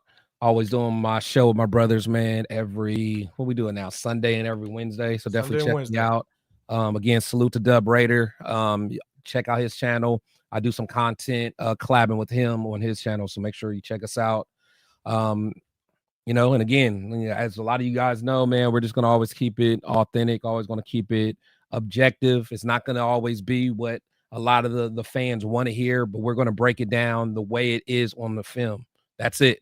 We all have our personal views on different players and stuff like that, but when they do well, we're going to give them love. We gave Genty some love tonight. Guys that we, do like I like Devin White, but there was a couple plays he kind of messed up, and I'm glad 805 didn't play the one where Herbert shook him. Yeah, I appreciate that. Oh my God. You told me to keep it low on plays, and so I'll keep that one out. Nah, but real talk, man. You know what I'm saying? That's what we bring. That's what I bring. That's what my guys bring. So, if you like that type of content, check us all out. Yeah, man. All lies, man. That's crazy stats. Gino 10 plus air yards, 0 for 10. Yeah, nasty. That's nasty. That is not good. He's traditionally been one of the best in the league at that. Yeah, for the past 3 years, rather. Exactly. So, hey, again, maybe sometimes it takes time for offenses to click. It's a new offense, new personnel. It does take some time, but again, man, I just didn't like seeing the runs in the bunch set so much. It brought everybody into the box, and I just don't think our offensive line really can handle it. So definitely tough. Definitely something to watch out for, man. Severe, let everybody know what you got going on, all the shows you got popping all week long. Yes, sir. Yes, sir. You guys know what it is, man. The Severe Raider here on YouTube, IG, TikTok, X, Snapchat, Kick, Twitch, basically every Raider, Severe Raider. I'm holla at your boy, man. You see me with my guys, usually Sunday and Wednesdays in the Raider War Room. We're keeping it real. Call out my favorite. I was a Chip Kelly guy. You think I want to say Chip Kelly? I'm sitting across from Chris. They don't want to say Chip Kelly do a good job. Hey, I'm holding that in my back pocket, bro. I'm holding that in my back pocket. But look, it's marinating, and you know it. I gotta call it. Only thing that started me out this week is because the way Justin Herbert snatched the MCL and PCL off of. That's the only reason I'm chilling. He had to chill. But so yeah, we keep it real, man. Keep it real. Try to be as honest as possible, man. We try to tell you, call it like you see them. I'm gonna keep it. Hey, and I'm not here pulling no punches. I ain't looking for no fair or no favor from nobody. I'm gonna tell you like it is. If you don't like it, hey, it's too bad. It's me. But then also on Tuesdays with my guy Pharaoh and the Film, man, the 50-50 show. Thursdays I got Around the Shield with Pharaoh as well, man. We bringing on guests. We got a guy tomorrow, super special guest, dude. I've been following maybe 10 plus years. One of the first football channels I followed, man. So it's gonna be a great show, dude. Extremely knowledgeable. He also does draft stuff in the off season, so he'll be able to break down some more players, give you his opinions on what he thought of them and what he thinks of them now. So that it should make for a good show. Trying to lock in another guest as well, man. So just be on the lookout for that. What time is that show? Because it's gonna be 7:30 to 10:30 Eastern. 10:30 Eastern. That means the real time or Friday morning. Is it a real time or Pharaoh time, bro? Give us some good window. A good window. Watch out for messing with you guys. 7:30, 8 at the latest. Supposed to be 7:30 though. 7:30. Check that out. Hey, and VBs wants to know, you got merch? Severe? No, I don't. I gotta get some. I gotta get some, man. I was wearing something, but I made it for myself. I don't even have none of that either. But appreciate everybody, man. Almond Glaze, man. I appreciate you. SoCal, I appreciate you as well, man. I appreciate everybody that rocked out. All eyes, man. I see you. Reese, what's going on, man? I see you as well, man. I appreciate you guys rocking out with us. Look, at the end of the day, man, like Chris said, we're just going to throw it out there. Look, I'm a massive Meredith fan, but I'm going to point it out. If he doesn't do well, I will point it out without question. We're just because we said one thing and it shows another doesn't mean we're going to sugarcoat it. And we're not going to hide it. We're going to definitely throw it in and show it to you how it is. So, look, at the end of the day, we appreciate you guys. Make sure you guys hit that like button. Subscribe to all 3 channels. You got Chris, Protect the Show Podcast, The Severe Raider. I'm 805 Raider, Real Talk, Raider Nation. We hit you guys after the games as well as on Wednesdays. Chop up some game film. So we appreciate you. Hit that notification so you know when we go live after the game on Sunday. It's a short week. Washington Commanders, man. We got to set this thing right. We got to get a dub. So appreciate you guys. Have a great rest of your day. Have a great rest of your week. We'll see you on the next one. We out.